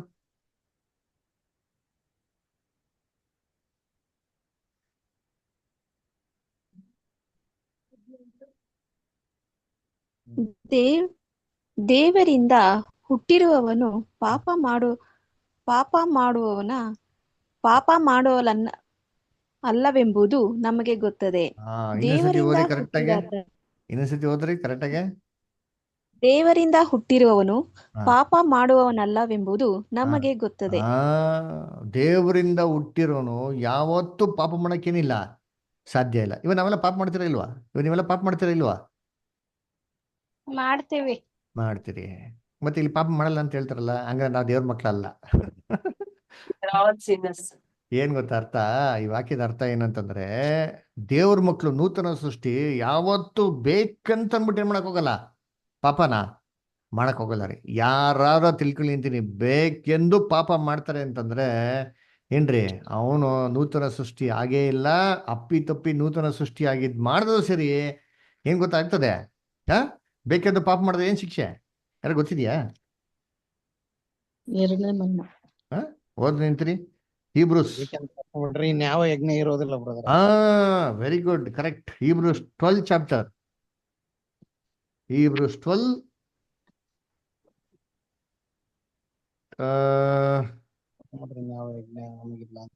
ಒಂದ್ ನಿಮಿಷ ರೀ. 10:26 ಓದಿ ಶಂಸಿ ದಯವಿಟ್ಟು. 10:26. ಯಾಕಂದರೆ ಸತ್ಯದ ಪರಿಜ್ಞಾನವನ್ನು ನಾವು ಹೊಂದಿದ ಮೇಲೆ ಬೇಕೆಂದು ಪಾಪ ಮಾಡಿದರೆ ಪಾಪ ಪರಿಹಾರಕ್ಕಾಗಿ ಯಾವ ಯಜ್ಞವಿರುವುದಿಲ್ಲ. ನೋಡ್ರ, ಬೇಕೆಂದು ಪರ್ಪಸ್ಫುಲ್ ಆಗಿ ಅದರ ಮೋಸ ಈ ತರದಿಂದ ನಾವು ಮಾಡ್ದ ಅಂತಂದ್ರೆ ಏನ್ ಗೊತ್ತಾ? First blind by devil. ಸೇತಾನ ನಮ್ಮ ಕಣ್ಗಳೇನ್ ಮಾಡೋದು ಮುಚ್ಬಿಟ್ಟವನೆ, ಮಂಕ್ ಮಾಡ್ಬಿಟ್ಟವನೆ. ಅದಕ್ಕೆ ಹೇಳೋದು, ಒಂದು ವೇಳೆ ಸೇತಾನ ಉಳ್ಳಿನ ತಪ್ಪಿಸ್ಕೊಬೋದು. ಹಂಗ ಸೇತಾನ ಮಂಕ್ ಮಾಡ್ಬಿಟ್ಟವನೆ, ಹಠದಿಂದ ಮಾಡ್ತಾರೆ ಅಂತಂದ್ರೆ ಏನ್ರೆ ಇದೆಲ್ಲ ದೇವ್ರ ಕೋಪಕ್ಕೆ ಏನಾಗ್ತದೆ, ಗುರಿ ಆಗ್ತದೆ. ಅದಕ್ಕೆ ಯೇಸು ಕ್ರಿಸ್ತನಿಗೆ ಚೆನ್ನಾಗಿ ಗೊತ್ತಿತ್ತು. ಯೂದಾನ ವಿಚಾರದಲ್ಲಿ ಏನ್ ಮಾಡಕ್ ಹೋಗಿಲ್ಲ, ಅವ್ರನ್ನ ನಿಂದೆನೂ ಮಾಡಕ್ ಹೋಗಿಲ್ಲ ಏನ್ರಿ, ಅವ್ರನ್ನ ಕಂಡಮ್ಮು ಮಾಡಕ್ ಹೋಗಿಲ್ಲ. ಏನ್ ಮಾಡ್ತಾರೆ ಅದನ್ನೇನ್ ಮಾಡ್ತಾರೆ, ದೇವ್ರಿಗೆ ಏನ್ ಮಾಡ್ತಾರೆ, ಬಿಟ್ಬಿಡ್ತಾರೆ. ಆದ್ರೆ ಅವನೇನಾರೋ ಒಂದ್ ಜಯಿಸ್ತಾನ, ದೇವ್ರ ಕಡೆ ಬರ್ತಾರ ಅಂತ ಅಂದ್ಬಿಟ್ಟು ಏನ್ ಮಾಡ್ತಾರೆ, ಕೊನೆಯವರೆಗೂ ಎಂಟ್ರಿ ಮಾಡ್ತಾರೆ. ತುಂಬಾ ಕಾತುರದಿಂದ ಕಾಯ್ಕೊಂಡು ಗೊತ್ತಿತ್ತು. ನೋಡಿ, ಇವಾಗ ಯೇಸು ಕ್ರಿಸ್ತನ್ಗೆ ಎಷ್ಟು ತಪ್ಪ ಹೇಳಿದ್ಬೋಗಿತ್ತು.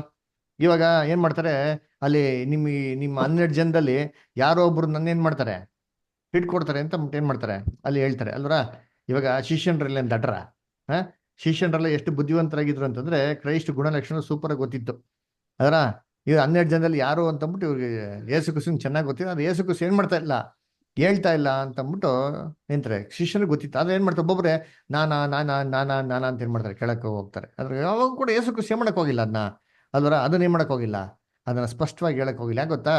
ಈ ತೀರ್ಪನ್ನ ದೇವ್ರಿಗೆ ಬಿಟ್ಬಿಟ್ರು. ನೋಡಿ, ಮತ್ತಾಯದಲ್ಲಿ ಹೇಳ್ತಾರೆ, ಮ್ಯಾಥ್ಯೂ 7 ಚಾಪ್ಟರ್ 1ರಿಂದ ಹಿಡ್ದು 5ನೇ ವಾಕ್ಯ ಓದಿಂತೀನಿ. ಮತ್ತೆ 7ನೇ ಅಧ್ಯಾಯ 1ರಿಂದ 5. ಮಾಡಬೇಡಿರಿ, ಹಾಗೆ ನಿಮಗೂ ತೀರ್ಪಾಗುವುದಿಲ್ಲ. ನೀವು ಮಾಡುವ ತೀರ್ಪಿಗೆ ಸರಿಯಾಗಿ ನಿಮಗೂ ತೀರ್ಪಾಗುವುದು. ನೀವು ಅಳೆಯುವ ಅಳತೆಯಿಂದಲೇ ನಿಮಗೆ ಅಳೆಯುವರು, ನಿಮಗೂ ಅಳೆಯುವರು.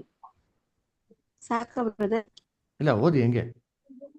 ನೀನು ನಿನ್ನ ಕಣ್ಣಿನಲ್ಲಿರುವ ತೊಲೆಯನ್ನು ಯೋಚಿಸದೆ ನಿನ್ನ ಸಹೋದರನ ಕಣ್ಣಿನಲ್ಲಿರುವ ಯೋ- ನೀನು ನಿನ್ನ ಸಹೋದರನಿಗೆ ನಿನ್ನ ಕಣ್ಣಿನೊಳಗಿಂದ ರವೆಯನ್ನು ತೆಗೆಯುತ್ತೇನೆ ಬಾ ಎಂದು ಹೇಳುವುದು ಹೇಗೆ? ನೋಡ್ರ ಏನ್ ಹೇಳ್ತಾರೆ?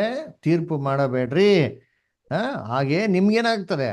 ತೀರ್ಪು ಆಗೋದಿಲ್ಲ ಅಂತ ಹೇಳ್ತಾರೆ. ನೀವು ಯಾವ ಅಳತೆಯಿಂದ ಮತ್ತೊಬ್ಬರು ಅಳಿತೀರೋ ಅದೇ ಅಳತೆಯಿಂದ ದೇವ್ರನ್ನ ಏನ್ ಮಾಡ್ತಾರೆ? ನಿಮ್ಮನ್ನ ಅಳತೆ ಮಾಡ್ತಾರೆ. ಇದು ಒಂದು ಪಾಠ ಇದೆ ದೇವಚಿತ್ರ, ಯಾವಾಗ ನೋಡೋಣ ಅಂತ. ಯಾವ ಅಳತೆನ ಮೆಜರ್ ಮಾಡ್ತೀರಿ, ಯಾವ ಅಳತೆ ದೇವ್ರು ನಮ್ಗೆ ಏನಿಟ್ಟವ್ರೆ? ಎಲ್ಲಾರ್ಗು ಒಂದು ಅಳತೆ ಇಟ್ಟವ್ರು ನೋಡ್ರಿ ಅಂತೀನಿ. ಅದರ ಆ ಅಳತೆ ಪ್ರಕಾರನೇ ದೇವ್ರು ನಮ್ಗೆ ಏನ್ ಮಾಡೋದು? ತೀರ್ಪು ಮಾಡೋದು. ಅದರ ನಾವೇನಾರ ಒಬ್ಬರನ್ನ ಎಂತ ಚೀಪ್ ಆಗಿರೋ ಅಳತೆಯಲ್ಲಿ ನೋಡಿದ್ರೆ, ನಮಗೂ ದೇವ್ರ ಚೀಪ್ ಆಗಿರೋ ಅಳತೆಯಲ್ಲಿ ನಮ್ಗೆ ಏನ್ ಮಾಡೋದು? ನೋಡೋದು. ನಮ್ಗೆ ಸೂಕ್ಷ್ಮವಾಗಿ ಬೇರೆಯವ್ರನ್ನ ನೋಡ್ದಂದ್ರೆ ಅದೇ ಸೂಕ್ಷ್ಮವಾದ ಅಳತೆಯಲ್ಲಿ ನಮ್ನ ಏನ್ ಮಾಡ್ತಾರೆ ನೋಡ್ತಾರೆ. ನಾವು ತುಂಬಾ ಧಾರಾಳವಾಗಿ ಮತ್ತೊಬ್ಬರನ್ನ ಏನಂತಾರೆ ಅಳತೆಯಲ್ಲಿ ನೋಡಿದ್ರೆ, ದೇವ್ರು ನಮ್ನೇನ್ ಮಾಡ್ತಾರೆ? ಧಾರಾಳವಾಗಿ ನೋಡ್ತಾರೆ. ಅದಕ್ಕೆ ಇವಾಗ ನನ್ನನ್ನ ದೇವ್ರು ಯಾವ ತರ ತೀರ್ಪು ಮಾಡಬೇಕು ಅಂತ ನಾನು ಯಾವ ತರ ಇಷ್ಟಪಡ್ತೀನೋ ಆ ತರ ನಾನು ಮತ್ತೊಬ್ಬರನ್ನ ತೀರ್ಪು ಮಾಡಿದ್ರೆ ಮುಗಿದೋಯ್ತ್ರಿ. ನಮ್ ಜಡ್ಜ್ಮೆಂಟ್ ದೇವ್ರು ಏನ್ ಮಾಡ್ತಾರೆ? ಅಲ್ರ ಏನ್ರಿ ಧಾರಾಳವಾಗಿ, ಅಲ್ರ ಪ್ರೀತಿಮಯವಾಗಿ, ತುಂಬಾ ಸಂತೋಷವಾಗಿ ಏನ್ ಮಾಡ್ತಾರೆ? ನಮ್ನ ಅದರ ಬಿಟ್ಕೊಡ್ತಾರ್ರಿ. ನಾವು ಮತ್ತೊಬ್ರನ್ನೆಲ್ಲ ಸೂಕ್ಷ್ಮಗೆ ತುಂಬಾ ನೋಡ್ತಾ ಇದ್ರೆ ನಾವು ನಮ್ಗೇನಾಗ್ತದೆ? ನಮಗೂ ಸೇಮ್ ಜಡ್ಜ್ಮೆಂಟ್. ಅದಕ್ಕೆ ನೋಡಿ ಯೇಸು ಕ್ರಿಸ್ತ ಒಂದು ಎಕ್ಸಾಂಪಲ್ ಕೊಡ್ತಾರೆ. ಏನ್ ಹೇಳ್ತಾರೆ? 3ನೇ ವಾಕ್ಯದಲ್ಲಿ ಓದಿ ಅಂತೀನಿ. ನೀನ್ ನೀನು ನಿನ್ನ ಕಣ್ಣಿನಲ್ಲಿರುವ ತೊಲೆಯನ್ನು ಯೋಚಿಸದೆ ನಿನ್ನ ಸಹೋದರನ ಕಣ್ಣಿನಲ್ಲಿರುವ ರವೆಯನ್ನು ಯೋಚಿಸುವುದೇಕೆ? ನಿನ್ನ ಕಣ್ಣಲ್ಲಿರೋಂಥ ತೊಲೆನ ಯೋಚಿಸ್ತೀರಾ, ನಿನ್ನ ಸೋದರನ ಕಣ್ಣಲ್ಲಿರೋಂಥ ಒಂದು ರವೆನ ಯೋಚಿಸೋದು ಏಕೆ? ಏನಿದು ಕಣ್ಣಲ್ಲಿರೋಂಥ ತೊಳೆ ಮತ್ತೆ ರವೆ ಅಂತಂದ್ರೆ ಏನ್ರಿ? ಇವಾಗ ಕಣ್ಣಲ್ಲಿ ರವೆ ಇದ್ರೆ ಕಣ್ಣು ಕಾಣಿಸ್ತದ? ರವೆ ಅಂದ್ರೆ ತುಂಬಾ ಚಿಕ್ಕದಾಗಿರೋ ಸ್ಮಾಲ್ ಡಾಟ್ ತರ. ನಮ್ಮ ಕಣ್ಣಿಗೆ ಏನಾಗಲ್ಲ. ಇವಾಗ ಎಕ್ಸಾಂಪಲ್, ನಾನು ಕೂತಿದ್ದೀನಿ, ನನ್ನ ಎದುರುಗಡೆ ನೀವು ಕೂತಿದ್ದೀರ ಅಂತ ತಿಳ್ಕೊಳ್ಳಿದ್ರೆ, ನಾನು ಮಾತಾಡ್ತಾ ಇರ್ಬೇಕಾದ್ರೆ ನಿಮ್ ಕಣ್ಣಲ್ಲಿರೋಂಥ ರವೆ ನಾನು ನೋಡ್ಬೋದಾ? ಅಥವಾ ನನ್ನ ಕಣ್ಣಲ್ಲಿ ರವೆ ನೋಡ್ಬೋದಾ ಅಂದ್ರೆ ಇಲ್ಲ ರೀ. ಅಂದ್ರೆ ನನ್ನ ಕಣ್ಣಲ್ಲಿ ಏನೋ ಸ್ವಲ್ಪ ದೊಡ್ಡದಾಗಿರೋಂಥದ್ದು, ಏನೋ ಸ್ವಲ್ಪ ಗಾಯ ಅಥವಾ ಏನೋ ದೊಡ್ಡದಾಗಿ ಹೈಲೈಟ್ ಆಗಿರೋಂಥ ಮಾರ್ಕ್ ಇತ್ತು ಅಂದ್ರೆ ಅದೇನಾಗ್ತದೆ? ನನ್ನ ಕಣ್ಣಿಗೆ ಬೀಳ್ತದೆ ಅಲ್ವರ. ಹಂಗಂದ್ರೆ ಮತ್ತೊಬ್ರು ಕಣ್ಣಲ್ಲಿ ಒಂದು ರವೆ ತರ ಒಂದು ನೋಡ್ತಾರೆ ಅಂದ್ರೆ ಗೊತ್ತಾ ಮೀನಿಂಗು? ಅವರಲ್ಲಿ ಎಷ್ಟೋ ಸಾವಿರ ಒಳ್ಳೆ ಗುಣಗಳಿದೆ, ಅದನ್ನೇನ್ ಮಾಡ್ತಾ ಇಲ್ಲ, ನೋಡ್ತಾ ಇಲ್ಲ ರೀ. ಅದು ಯಾವ್ದೋ ಒಂದು ಚಿಕ್ಕದಾಗ ಒಂದು ಐತೆ ನೋಡಿ, ಒಂದು ಚಿಕ್ಕ ಮಿಸ್ಟೇಕ್ ಸ್ಮಾಲ್, ಅದನ್ನ ರವೆ ತರ ಗೊತ್ತಾ, ಅದನ್ನೇ ಏನ್ ಮಾಡೋದು? ಇಟ್ಕೊಂಡು ದೊಡ್ಡದಾಗಿ ಏನ್ ಮಾಡೋದು? ನೋಡೋದು ಅಲ್ವರ. ಅದಕ್ಕೆ ದೇವ್ರು ಹೇಳ್ತಾರೆ, ನೋಡಪ್ಪ ನಿನ್ನಲ್ಲೇ ಏನಾಗಿದೆ, ಎಷ್ಟೋ ಇಂಪರ್ಫೆಕ್ಷನ್ಗಳು ಇದೆ. ಫಸ್ಟ್ ಇದನ್ನ ಏನ್ ಮಾಡೋ ನೀವು? ಇದನ್ನ ನೀನ್ ಸರಿಪಡಿಸ್ಕೋ.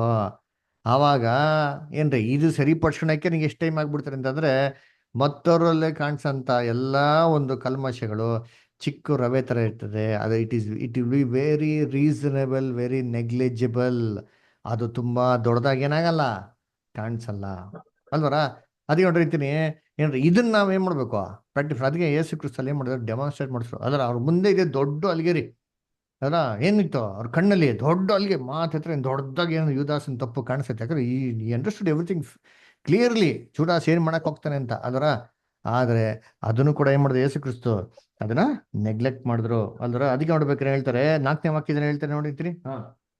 ನೀನು ನಿನ್ನ ಸಹೋದರನಿಗೆ ನಿನ್ನ ಕಣ್ಣಿನೊಳಗಿಂದ ರವೆಯನ್ನು ತೆಗೆಯುತ್ತೇನೆ ಬಾ ಎಂದು ಹೇಳುವುದು ಹೇಗೆ? ಹಿಂಗಿರ್ಬೇಕ್ರೆ ನಾ ಮತ್ತೊಬ್ರು ಸಹೋದರಲ್ಲಿ ಹಿಂಗ್ ಕೊಡ್ತಾ ಇದೆ, ಆ ಕೊಡ್ತಾ ಇದೆ, ಇದನ್ನ ಮಾಡ್ಕೊಳ್ಳಿ ಅದನ್ನ ಮಾಡ್ಕೊಳ್ಳಿ ಅಂತ ಹೇಳೋದು ಹೇಗೆ? ಆಮೇಲೆ ನಿನ್ನ ಕಣ್ಣಿನಲ್ಲಿ ತೊಲೆಯದೆ ಎಲ್ಲ ಕಪಟಿಯೇ, ಮೊದಲು ನಿನ್ನ ಕಣ್ಣಿನೊಳಗಿಂದ ತೊಲೆಯನ್ನು ತೆಗೆದು ಹಾಕಿಕೋ, ಆಮೇಲೆ ನಿನ್ನ ಸಹೋದರನ ಕಣ್ಣಿನೊಳಗಿಂದ ರವೆಯನ್ನು ತೆಗೆಯುವುದಕ್ಕೆ ಚೆನ್ನಾಗಿ ಕಾಣಿಸುವುದು. ನೋಡ್ರ, ಅದಕ್ಕೆ ಏನ್ ಹೇಳ್ತಾರೆ ಅಡ್ವೈಸ್ ಯೇಸು ಕ್ರಿಸ್ತು? ಫಸ್ಟ್ ನಿನ್ನಲ್ಲಿರೋಂಥ ಬಲಹೀನತೆಗಳನ್ನ ಮಾಡಪ್ಪ, ನೀನು ತೆಗೆದಿಕ್ಕೆ ನೀನ್ ಪ್ರಯತ್ನ ಮಾಡು. ಅದನ್ನ ತೆಗೆದಿಕ್ಕೆ ನಮ್ಗೆ ಸಫಿಷಿಯಂಟ್ ಆಗಿ ಏನಾಗಿಲ್ಲ, ಟೈಮ್ ಇಲ್ಲ. ಅದಕ್ಕೆ ಯೇಸು ಕ್ರಿಸ್ತು ಹೇಳ್ತಾರೆ, ಇವತ್ತಿನ ಕಾಟ ಇವತ್ತಕ್ಕೆ ಏನಾಗಿದೆ, ಸಾಕಾಗಿದೆ ನೋಡಿ. ಇದ್ರಲ್ಲಿ ಹೇಳೋದು, ಈ ಮನೆಗೆ ಹೋಗಿ ಓದ್ರಿ ಅಂತೀನಿ, ಈ ಅಧ್ಯಾಯದಲ್ಲಿ ಹೇಳೋದನ್ನ ಅಲ್ವರ. ಏನ್ರಿ ಇವತ್ತಿನ ಕಾಟ ಇವತ್ತಕ್ಕೆ ಏನಾಗಿ ಸಾಕಿದೆ ಅದರ. ಇದನ್ನೇ ನಾವು ಜಯಿಸೋದಕ್ಕಾಗ್ತದೆ ಅಂದ್ರೆ ಮತ್ತೊಬ್ರದ್ದು ಅಂತ ಎಲ್ಲ ಫಟ್ ನೋಡ್ತಾರೆ. It will be very difficult. Christ ಅದನ್ನ ಮಾಡ್ಲ ರೀ. ಯಾವಾಗ ಕೂಡ ಮಾಡ್ಲ ಅಂದ್ರೆ even at the last moment of his death. ಇನ್ನೇನು ಯುದಾಸು ಏನ್ ಮಾಡ್ತಾನೆ? ಯೇಸು ಕ್ರಿಸ್ತನ ಹಿಡ್ಕೊಡ್ತಾನೆ. ಸ್ವಲ್ಪ ಹೊತ್ತಲ್ಲಿ ಅವನು ಆ ಸ್ಥಳದಿಂದ ಹೋಗ್ತಾನೆ ಅಂತ ಗೊತ್ತಿದ್ದು ಸರಿ, ನೀನು ಪಂಕ್ತಿಯಲ್ಲಿ ಕೂತ್ಕೊಂಬೇಡ, ನೀನು ಬರಬೇಡ, ನೀನು ಮಾಡಬೇಡ ಅಂತ ಏನ್ ಮಾಡಕ್ ಹೋಗಿಲ್ಲ, ಹೇಳೋದಿಕ್ ಹೋಗಿಲ್ಲ ಅದರ. ಅದಕ್ಕೆ ಮನ್ಸಲ್ಲಿರೋದು ಹೊರಗಡೆ ಬರೋ ತನಕ ಕ್ರಿಸ್ತನ್ ಏನ್ ಮಾಡಿದ್ರು? ವೆಯ್ಟ್ ಮಾಡಿದ್ರು. ಆ ಮನ್ಸಲ್ಲಿ ಎಷ್ಟೇ ಇರಲಿ, ಆದ್ರೆ ಅವ್ರ ಮನ್ಸಲ್ಲಿರೋದು ದೇವ್ರು ಗೊತ್ತಿತ್ತು. ದೇವ್ರು ಅವ್ನಿಗೆ ಸಹಾಯ ಮಾಡ್ತಾ ಇದ್ರೋ ಇಲ್ವೋ, ಅವ್ನು ಹೋರಾಡ್ತಾ ಇದ್ದಾನೋ ಇಲ್ವೋ ಅಂತಂದ್ಬಿಟ್ಟು ಯಾರು ಗೊತ್ತಿತ್ತು? ಅವನಿಗೂ ಮತ್ತೆ ದೇವ್ರಿಗಿರೋಂಥ ಸಂಬಂಧ. ಅದಕ್ಕೆ ಏನ್ ಮಾಡ್ತಾರೆ? ಹೊರಗಡೆ ತರ ತನಕ ವೆಯ್ಟ್ ಮಾಡ್ತಾರೆ. ಯಾವಾಗ ಒಂದ್ಸರಿ ಹೊರಗಡೆ ಬರ್ತಾರೋ ಆವಾಗೇ ಕ್ರೈಸ್ಟ್ ಏನ್ ಮಾಡಿದ್ದು, ಯೂದಾಸನ ಕಂಪ್ಲೀಟ್ ಆಗಿ ಬಿಟ್ಟಿದ್ದು. ಅದನ್ನ ಕರ್ತನಲ್ಲಿ ಪ್ರೀತಿನ ಸೊಗಳೇ, ನಾವೇನ್ ಮಾಡ್ಬೇಕು, ಎಲ್ಲ ಸೋದರಗಳಿಗೆ ವೀಕ್ನೆಸ್ ಇದ್ದಾರೆ, ವೀಕ್ನೆಸ್ ಇಲ್ಲದ್ರೆ ಯಾರಿಲ್ಲ. ನೋ ಬಡಿ ಇಸ್ ಪರ್ಫೆಕ್ಟ್. ಯಾರು ಪರ್ಫೆಕ್ಟ್ ಆಗಿದ್ರೆ ನಾವು ಭೂಲೋಕದಲ್ಲಿ ಇರ್ತಾನೆ ಇರಲಿಲ್ಲ. ದೇವ್ರ ನಮ್ಮನ್ನ ಆಡೇ ಕರ್ಕೊಂಬಿಟ್ಟಿರೋರು. ನಾವೇನ್ ಮಾಡಕ್ರೆ ಒಬ್ರನ್ನ ಅರ್ಥ ಮಾಡ್ಕೊಂಡು ಒಬ್ರೊಬ್ರನ್ನ ಏನ್ ಮಾಡ್ಬೇಕು, ಬಲಪಡಿಸ್ಬೇಕ್ರಿ ಅಲ್ರ. ನೋಡಿ ತಿಮೋತಿಲಿ ವಾಕ್ಯ ಗೊತ್ತಾ, ನಾವ್ ಹೆಂಗೆ ನಮ್ಮ ರಕ್ಷಣೆ ಸಾಚ್ಕೊಳೋದು ಅಂತ. ತಿಮೋತಿಲಿ ಹೇಳ್ತಾರೆ, ನೀನ್ ಮತ್ತೊಬ್ರಿಗೆ ಹೇಳ್ಕೊಡೋದಲ್ಲೂ ನಿನ್ನ ರಕ್ಷಣೆ ಕೂಡ ಸಾಧಿಸ್ಕೊಬೋದು, ಮತ್ತೊಬ್ಬರ ರಕ್ಷಣೆ ಕೂಡ ಸಾಧಿಸ್ಬೋದು ಅಂತ ಹೇಳ್ತಾರೆ ವಾಕ್ಯ. ತಿಳಿದಿರಾ? ಯಾರಿಗೂ ಗೊತ್ತಿದ್ಯಾ ವಾಕ್ಯ? ತಿಮೋತಿಯಲ್ಲಿ ಗೊತ್ತ ನೋಡ್ರಿ. By doing this you shall save yourself and save others ಅಂತ ಬರ್ತದೆ.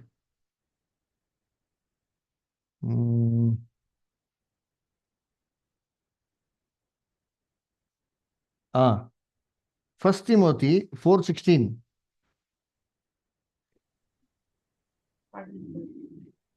ನಿನ್ನ ವಿಷಯದಲ್ಲಿಯೂ ನಿನ್ನ ಉಪದೇಶದ ವಿಷಯದಲ್ಲಿಯೂ ಎಚ್ಚರಿಕೆಯಾಗಿರು. ನೀನು ಈ ಕಾರ್ಯಗಳಲ್ಲಿ ನಿರತನಾಗಿರು. ಹೀಗಿರುವುದರಿಂದ ನಿನ್ನನ್ನು ನಿನ್ನ ಉಪದೇಶ ಕೇಳುವವರನ್ನು ರಕ್ಷಿಸುವಿ. ನೋಡ್ರ, ಈ ತರ ಮಾಡೋದ್ರಿಂದ ಯಾವ ವಿಚಾರ ಮಾಡ್ಬೇಕ್ರಿ? ಅದು ಕೊಟ್ಟ ನೋಡಿರ್ತೀನಿ, ಮನೆಗೆ ಹೋಗಿ ಎಲ್ಲ ಇನ್ಸ್ಟ್ರಕ್ಷನ್ಸ್ ಓದಿ ಇಂತೀನಿ ಅಲ್ವರಾ. ಏನ್ರಿ, ಯಾರು ನಿನ್ನ ಯವನಸ್ಥನ ನೋಡ್ಬಿಟ್ಟು ಏನ್ ಮಾಡೋದು, ನೀನು ಅಸಟೆ ಮಾಡದಿರ್ಲಿ, ನೀನು ಒಳ್ಳೆ ಉದಾಹರಣೆ ಆಗಿರೋ ವಿಶ್ವಾಸಿಗೆ, ಅದರ ನಡತೆಯಲ್ಲಿ, ನಂಬಿಕೆಯಲ್ಲಿ, ಶುದ್ಧತೆಯಲ್ಲಿ ಅದರ ಹೆಂಗಿರ್ಬೇಕಂತೆ, ಅದರ ತುಂಬಾ ಮಾದರಿಯಾಗಿರ್ಬೇಕು ಅಂತ ಹೇಳ್ತಾರೆ. ಅದರ ಒಳ್ಳೆ ಎಕ್ಸಾಂಪಲ್ ಆಗಿರೋ ಈ ತರ ನೀನು ಮಾಡಿದ್ರೆ ನಿನ್ನ ಉಪದೇಶನ ಕೇಳೋರ್ಗೂ ಏನ್ರಿ ಉಪದೇಶ ಮಾಡ, ನಿನಗೂ ಏನ್ ಮಾಡ್ಬೋದು, ರಕ್ಷಣೆನ ಹೊಂದ್ಬೋದು ಅಲ್ವರ. ಬೀಯಿಂಗ್ ಎಕ್ಸಾಂಪಲ್, ಮತ್ತೊಬ್ರಿಗೆ ಮಾರ್ಗದರ್ಶನ ಆಗಿರ್ಬೋದು, ನೀನು ಕೂಡ ಏನಾಗಿರ್ಬೋದು ಇರ್ಬೋದು ಅಂತ ಹೇಳ್ತಾರೆ. ಅದರ ಕ್ರೈಸ್ಟ್ ಏನ್ ಮಾಡಿದ್ರೆ ಎಕ್ಸಾಂಪಲ್ ನೋಡಿಸಿದ್ದು. ಅಂದ್ರೆ ನೋಡಿ, ಇವಾಗ ಕ್ರೈಸ್ಟ್ ಏನಕ್ಕೆ ಇದೆಲ್ಲ ಮಾಡಿದ್ರೆ ನಾವು ಈ ಪ್ಯಾರಾಗ್ರಾಫ್ ಸ್ಟಡಿಗೆ ನೋಡಿದ್ವಿ ಅಂತಂದ್ರೆ, ಇದು ಮಾಡಿರೋಂಥ ಒಂದು ಇಲ್ಲಿ ಕೆಲಸಗಳು ಶಿಷ್ಯನ್ಗಳಿಗೆ ಏನಾಗಿರ್ಬೇಕು, ಇದು ಎಕ್ಸಾಂಪಲ್ ಆಗಿರ್ಬೇಕು. ಮುಂದೆ ಸಭೆ ಸ್ಥಾಪನೆ ಮಾಡೋ ಸಂದರ್ಭಗಳಲ್ಲಿ ಇವರು ಸಭೆಯಲ್ಲಿರೋಂಥ ಸೋದರಗಳನ್ನ ಯಾವ ಥರ ಏನು ಮಾಡಬೇಕು, ಟ್ರೀಟ್ ಮಾಡಬೇಕು, ಇಂಥ ಸನ್ನಿವೇಶ ಬಂದವಾಗ ಅವ್ರನ್ನ ಯಾವ ಥರ ನಡೆಸ್ಬೇಕು ಅಂತಂದ್ಬಿಟ್ಟು ಶಿಷ್ಯಗಳಿಗೆ ಗೊತ್ತಾಗಲಿ ಅಂತಂದ್ಬಿಟ್ಟು ಕ್ರೈಸ್ಟ್ ಏನು ಮಾಡಿದ್ದು, ಈ ಥರ ಅನುಭವನ ಏನು ಮಾಡಿದ್ದಲ್ಲಿ ಅಲ್ಲಿ ಬಿಟ್ಟಿದ್ದು ಅಂತ ಹೇಳ್ತಾರೆ. Okay, good. ನೆಕ್ಸ್ಟ್ ಪ್ಯಾರಾಗ್ರಾಫ್ ಯಾರು ಓದ್ತೀರಾ? ಬ್ರದರ್ಸ್ ಸಿಸ್ಟರ್ಸ್, ಯಾರ ಹತ್ರ ಇದೆ? ಮೋಹನ್ ಬ್ರದರ್ ಓದಿ.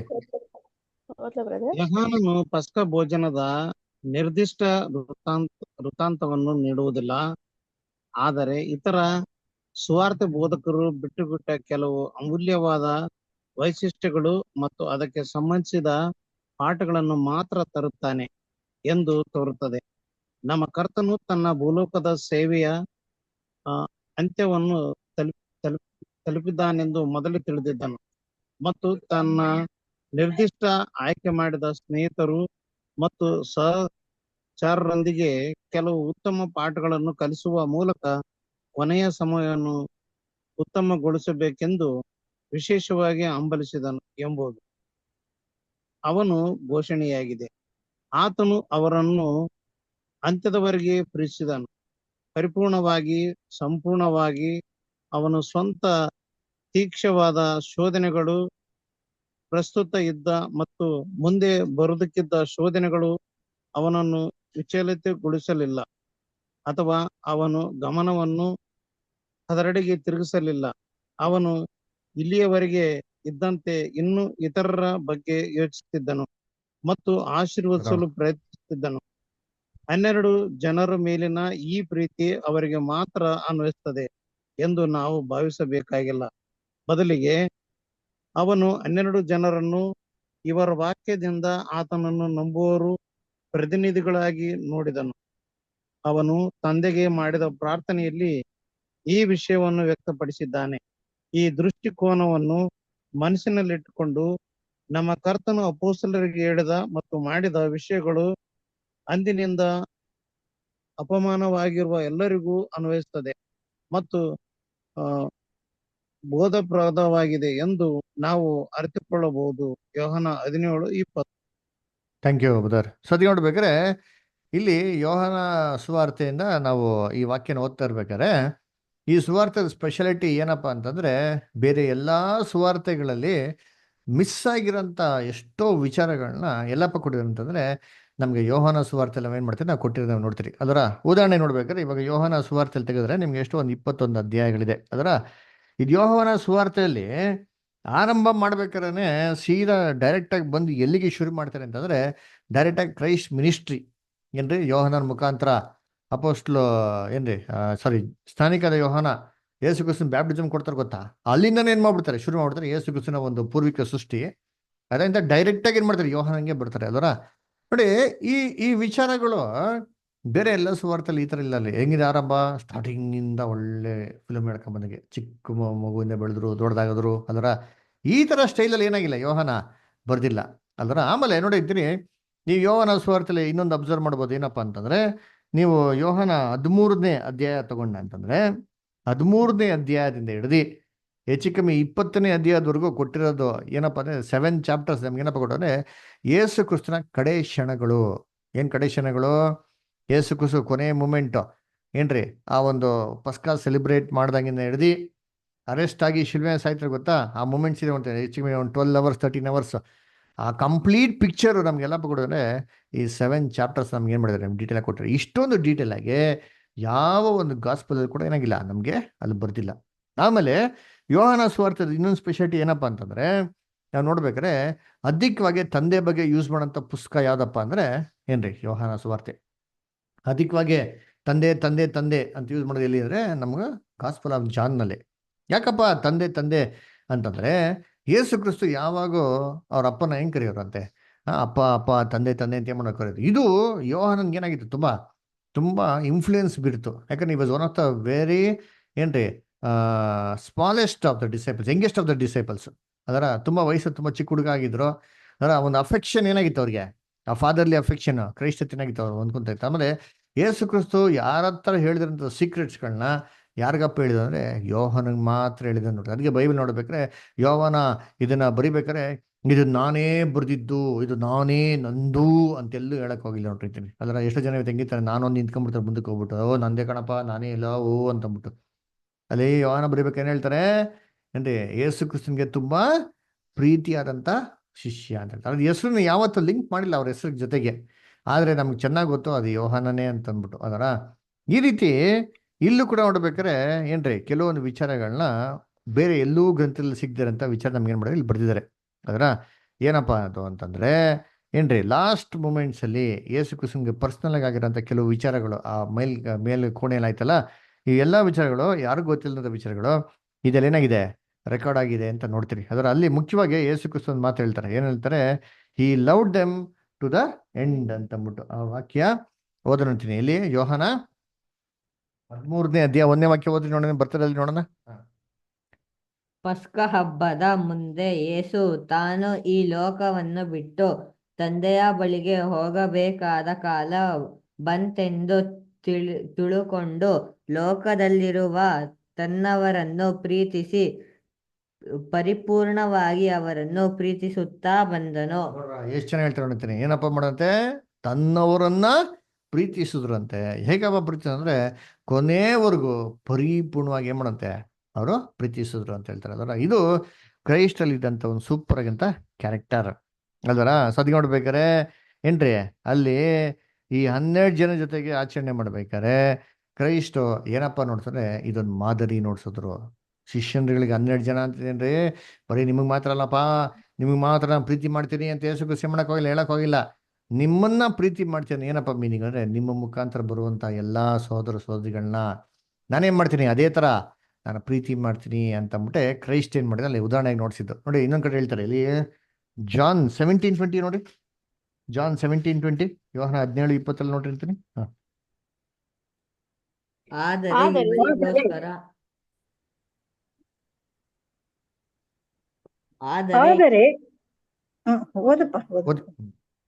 ಆದರೆ ಇವರಿಗೋಸ್ಕರ ಮಾತ್ರವಲ್ಲದೆ ಇವರ ವಾಕ್ಯದಿಂದ ನನ್ನನ್ನು ನಂಬುವವರಿಗೋಸ್ಕರ ಸಹ ಕೇಳಿಕೊಳ್ಳುತ್ತೇನೆ. ನೋಡ್ರ ಏನ್ ಹೇಳ್ಬಿಟ್ರೆ ಕ್ರೈಸ್ತ, ನಾನು ಇವ್ರಿಗೆ ಮಾತ್ರ ಅಲ್ಲ ದೇವ್ರೆ ಪ್ರೇಯರ್ ಮಾಡೋದು, ಇವ್ರ ವಾಕ್ಯದ ನಿಮಿತ್ತವಾಗಿ ಇನ್ನೆಷ್ಟೋ ಜನಗಳು ನಂಬ್ತಾರಲ್ವಾ ಅವ್ರಿಗೂ ಕೂಡ ಏನ್ ಮಾಡ್ತೀನಿ, ಪ್ರೇಯರ್ ಮಾಡ್ತಾನೆ. ನೋಡಿ ಏನ್ ಕ್ರೈಸ್ಟ್ ಕಾನ್ಫಿಡೆನ್ಸ್ ಅಲ್ವಾ.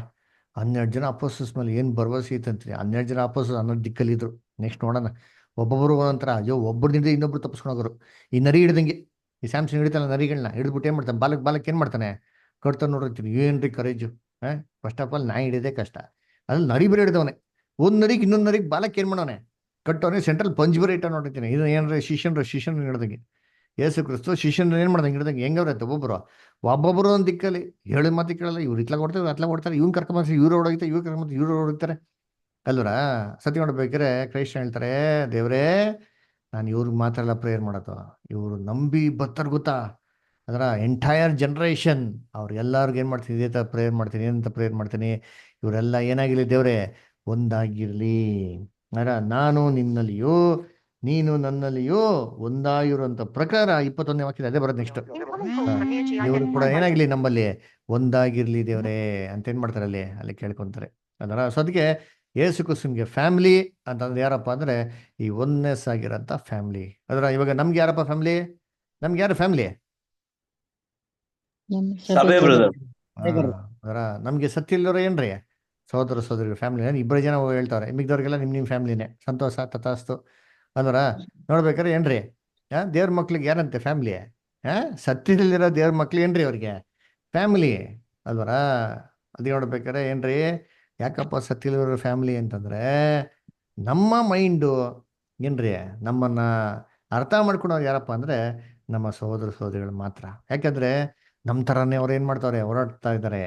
ನಮ್ಮ ಥರನೇ ಅವ್ರು ಏನ್ ಮಾಡ್ತಾರೆ, ಶಿಲ್ಬೆ ಎತ್ಕೊಂಡು ಕಷ್ಟ ಸಂಕಟ ಪಡ್ತಾವ್ರೆ ಅಲ್ವರ. ಯಾರೋ ಕಷ್ಟದಲ್ಲಿದ್ದಾರೆ, ತೊಂದರೆಯಲ್ಲಿದ್ದಾರೆ, ಒಬ್ಬ ಸಹೋದರ ಸಹೋದರಿಗಳು ಫೋನ್ ಮಾಡಿದ್ರೆ ಹೆಂಗಿರ್ತಾರೆ, ಚೆನ್ನಾಗಿರ್ತಾರೆ, ಬೇಜಾರಾಗ್ತದ ಪ್ರೋತ್ಸಾಹ ಆಗ್ತಾರೆ, ಬಲ ಬರ್ತದೆ. ಅಯ್ಯೋ ಬ್ರದರ್ ಒಬ್ರು ಮಾತಾಡಿದ್ರು ಎಂಕರೇಜ್ ಆಗಿತ್ತು ಅಲ್ವರ, ಹೆಂಗಿರ್ತಾರೆ, ಒಂದು ನಮ್ಗೆ ಎಂತ ಹುಮ್ಮಸ್ ಬರ್ತದ್ರಿ ಅಲ್ವರ. ಇದು ನಾವು ಲೋಕದಲ್ಲಿ ಏನ್ ಮಾಡೋದಿಲ್ಲ, ನೋಡಲ್ಲ. ಲೋಕದಲ್ಲಿ ಬರೀ ಫೋನ್ ಎತ್ಕೊಂಡ್ರೆ ಅವ್ರ ಬಗ್ಗೆ ಇವ್ರ ಬಗ್ಗೆ, ಆ ಚಿಕ್ಕಮ್ಮ, ಈ ದೊಡ್ಡಮ್ಮ, ಇವ್ರ ಅಪ್ಪ ಅಮ್ಮ, ಅವ್ರ ಅಕ್ಕ ತಂಗಿ, ಇವ್ರು ಹಿಂಗಾದ್ರು ಅವ್ರು ಹಂಗಾದ್ರು, ಅವ್ರು ಹಿಂಗ್ ತಗೊಂಡ್ರು ಅವ್ರು ಹಿಂಗ್ ಓದ್ಬಿಟ್ರು, ಅವ್ರ ಮಗ ಅಲ್ಗೋಗ್ಬಿಟ್ಟ, ಹಿಂಗ್ ಮದುವೆ ಆಗ್ಬಿಟ್ಟ. ಇದೇ ದೇವ್ರ ಮಕ್ಳು ವಿಚಾರದಲ್ಲಿ ಹೆಂಗಿರ್ತಾರೆ ಮಾತು ಅದರ. ಅದಕ್ಕೆ ನೋಡ್ಬೇಕಾರೆ ಕ್ರಿಸ್ತನ ಒಂದು ತರ ನಡ್ಕೊಳಂಥದ್ದು. ಓಕೆನಾ? ಸರಿ, ನೆಕ್ಸ್ಟ್ ಪ್ಯಾರಾಗ್ರಾಫ್ ಯಾರು ಓದ್ತೀರಾ?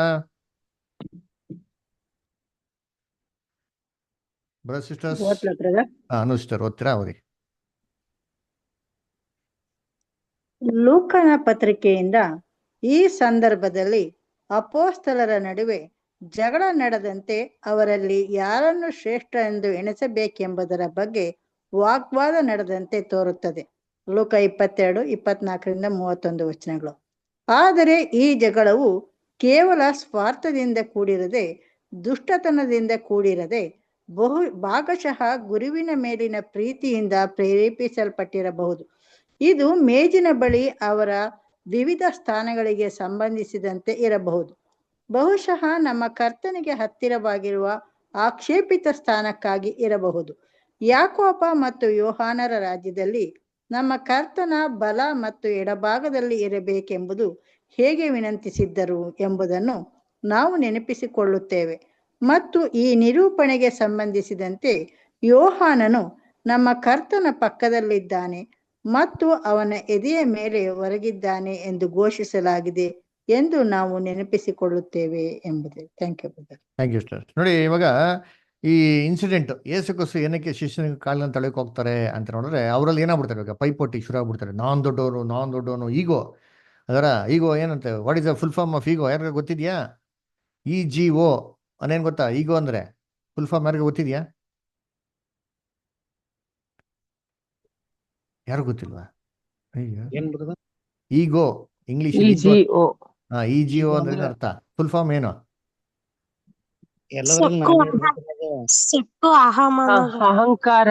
ಅಹಂಕಾರ. ಅರ್ಥ ಕೇಳಲಿಲ್ಲ, ಫುಲ್ ಫಾರ್ಮ್ ಹೇಳ್ರಿ.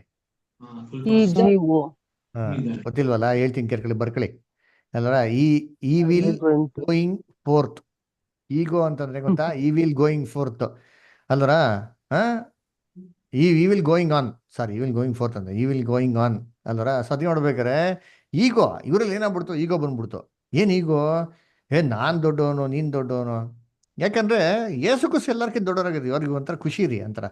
ಅದರ ಯೇಸು ಕ್ರಿಸ್ತನ ಜೊತೆಗೆ ಅವ್ರು ಸ್ಮಾರ್ಟ್ ಲೀಡರ್ ಅಲ್ಲ ವೆರಿ ಎಕ್ಸಲೆಂಟ್ ಲೀಡರ್, ಅಲ್ಲ ವೆರಿ ಪ್ರಾಮಿನೆಂಟ್ ಮ್ಯಾನ್, ಅದರ ಥೌಸಂಡ್ಸ್ ಪೀಪಲ್ಸ್ ಅದ್ಭುತ ಮಾಡ್ತಾರೆ. ಯೇಸು ಕ್ರಿಸ್ತು ಹೋದ್ರೆ ಏನ್ರಿ ಲೆಫ್ಟ್ ರೈಟ್ ಜನಗಳು ಹಂಗೆ ಗುಂಪು ಗುಂಪು ಸ್ವಾಗತ, ಏನ್ ಮರ್ಯಾದೆ, ಏನ್ ಗೌರವ. ಅದರ ಇವಾಗ ಶಿಷ್ಯನಿಗೆ ಹೆಂಗಿರ್ಬೇಕು?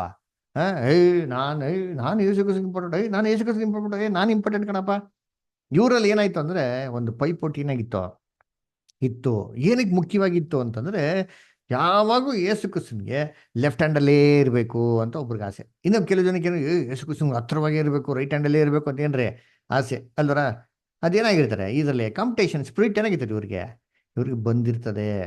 ಅದಕ್ಕೆ ನಾವು ಸತ್ಯವೇದದಲ್ಲಿ ಏನ್ ನೋಡ್ತೀರಿ, ಯೋಹಾನ ಮತ್ತೆ ಯಾಕೋಬರ ತಾಯಿ ಬಂದು ಏನ್ ಕೇಳ್ತಾರೆ, ಸ್ವಾಮಿ ನನ್ನ ಇಬ್ರು ಮಕ್ಳಿಗೆ ಏನ್ ಮಾಡೋ ನೀನು, ಎಲ್ಲಿ ಕೂತ್ಕೊಂತ ಚಾನ್ಸ್ ಕೊಡು ಅಂತ ಹೇಳ್ತಾರೆ.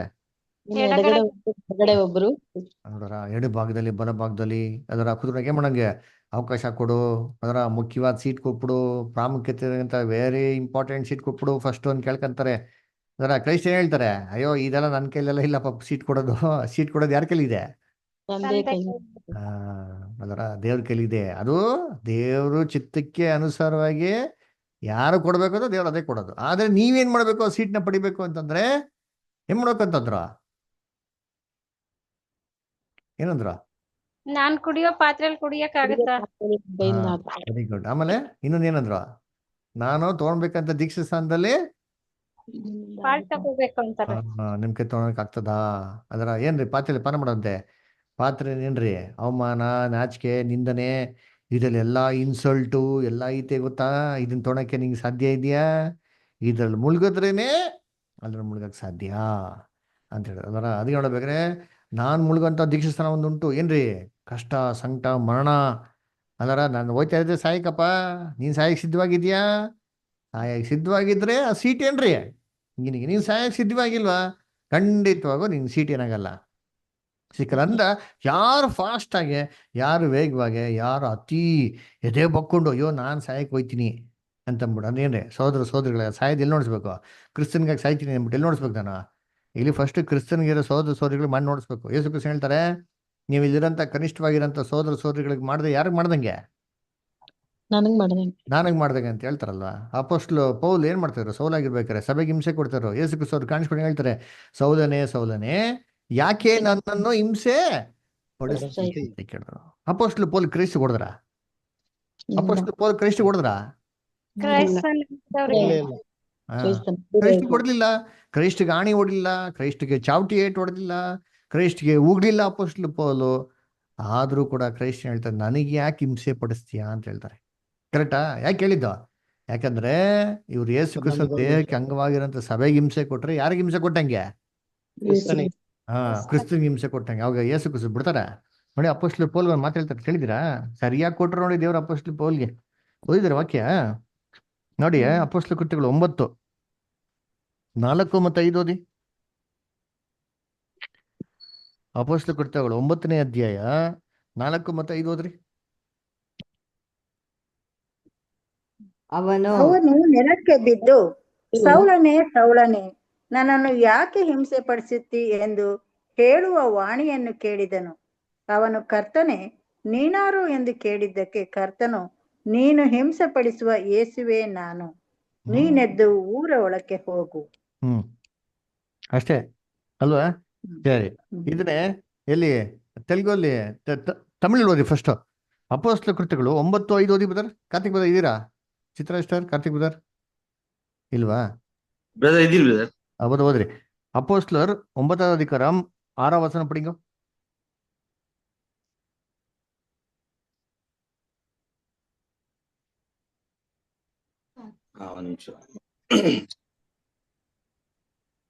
பிரதர். அவன் நடுங்கி திகைத்து, ஆண்டவரே நான் என்ன செய்ய சித்தமா இருக்கிறேன் என்றான். அதற்கு கர்த்தர், நீ எழுந்து பட்டணத்துக்குள்ளே போ, நீ செய்ய வேண்டியது அங்கே உனக்கு சொல்லப்படும் என்றார். ಅಷ್ಟೇನಾ? 4 ಓದ್ಕೊಂಬ ನೋಡೋಣ. அவன் தரையில விழுந்தான். அப்பொழுது சவுலே நீ என்னை ஏன் துன்பப்படுத்துகிறாய் என்று தன்னுடனே சொல்லுகிற ஒரு சத்தத்தை கேட்டான். அதற்கு அவன், ஆண்டவரே நீர் யார் என்றான். அதற்கு கர்த்தர், நீ துன்பப்படுத்துகிற இயேசு நானே, முள்ளில் உதைக்கிறது உனக்கு கடினமாம் என்றார். ನೋಡ್ರಿ, ಏನ್ರ ಮುಳ್ಳಿல் உதைக்கிறது உனக்கு கடினமாம் என்றார். பாத்தீங்களா, ಮುಳ್ಳೆ ಒದಿಕ್கிறது உங்களுக்கு ಕಠಿಣಮಾ, ಹೆಂಗ್ ಗೊತ್ತಾ ಅರ್ಥ? ಹ ಕನ್ನಡದಲ್ಲಿ ಬಂತಾ? ಕನ್ನಡದಲ್ಲಿ ಬರ್ಲಿ ನೋಡಿ, ಬೈಬಲ್ ಪ್ರಿಂಟ್ ಆಗಿದ್ಯಾ ಕನ್ನಡದಲ್ಲಿ? ಇಲ್ಲ. తెలుగు చదవండి బ్రదర్, ప్రసన్న బ్రదర్, ఉండా చూస్తున్నారు. 6 లేచి పట్టణ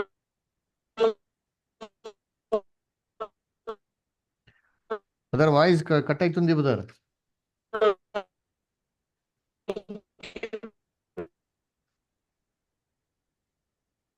బ్రదర్ వాయిస్ కట్ అవుతుంది. వెళ్ళుము అక్కడ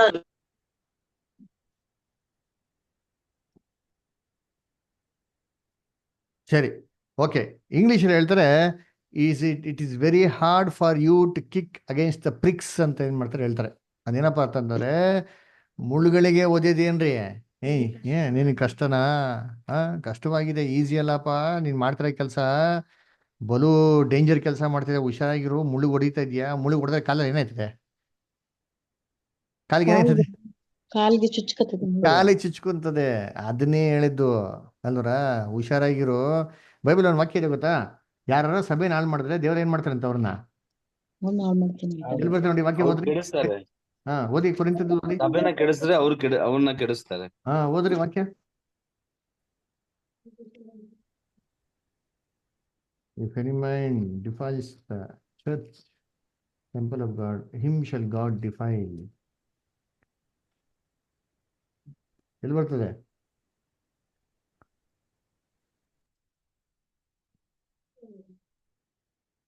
ಕೊರಿಂಥದಲ್ಲಿ ಬರ್ತಾ ನೋಡ್ರಿ ಅಂತೀನಿ.